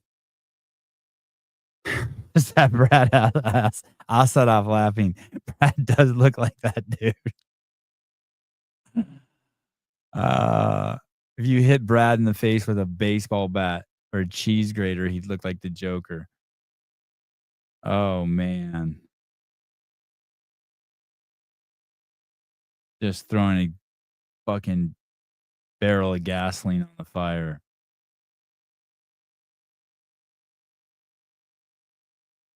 Man, Hiller just keeping Justin Medeiros relevant. All right.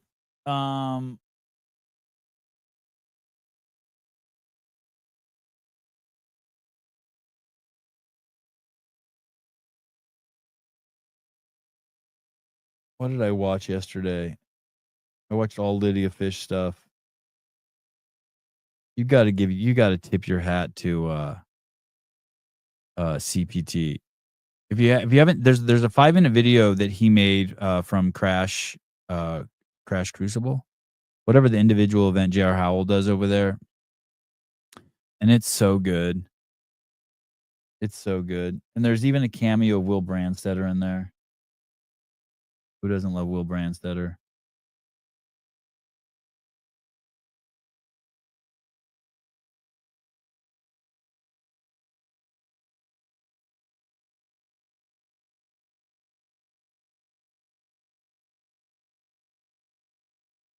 No news. I have no news on the sale. I'm really up in the air. I really don't know. I really can't figure out what's going on.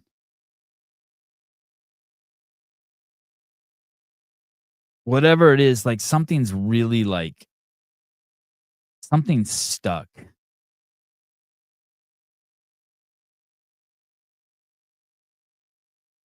It's I'm trying to think of a metaphor for it. Something is really whatever's happening is really frustrating the buyers and the sellers. Whatever's happening over there is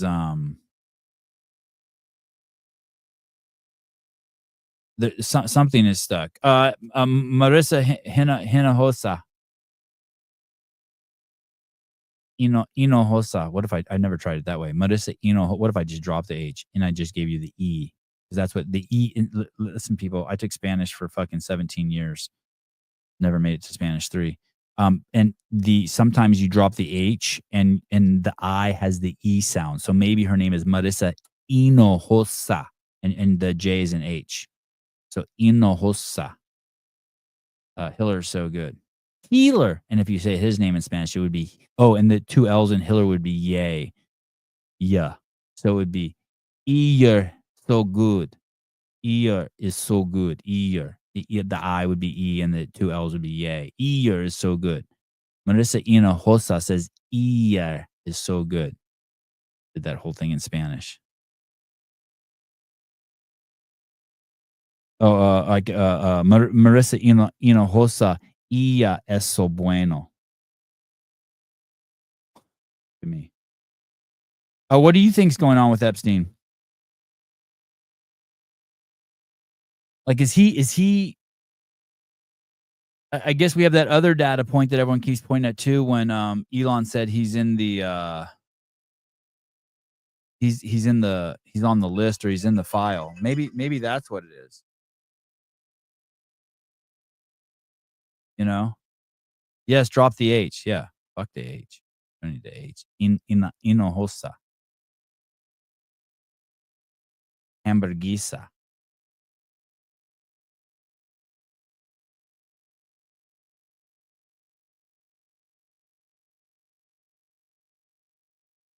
Lydia Fish is gonna isn't it crazy? Some of the female athletes you're like, starting OnlyFans, and with Lydia Fish, you're like, she's gonna be a fucking real estate mogul. Epstein, this is a long call, Sevon. Read Whitney Webb, One Nation Under Blackmail.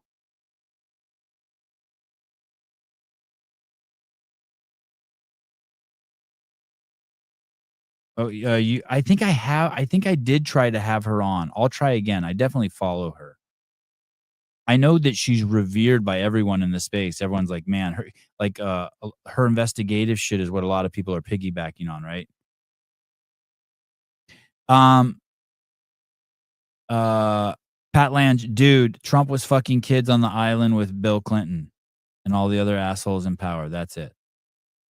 God, that I almost threw up reading that.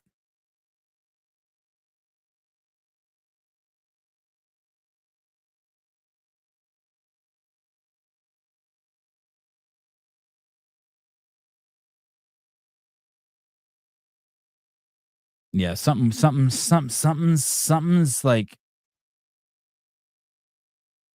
there's some hang up. I don't know if it's around the affiliates or I don't know. There's some hang up. Something is snagged. And because of whatever's been signed or disclosed or wherever they are, they can't move on seamlessly or smoothly without time frames and deadlines, and like no one wants to get sued. And I got to go. All right. All right. You ready to kick some ass? Are you sore? Is your ass sore? Oh, that's too early. Do a back lunge. Let me see if you're sore. Is your butt sore? Squeeze your butt. Not sore. Oh, my butt is so sore. I did the same workout. Oh, I am so sore. Crazy. Yeah, my butt is sore. All right. Oh,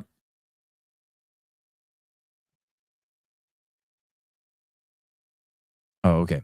Love you guys. I'll see you over at Clydesdale Media in 3 minutes. Talk to you guys later. Bye-bye.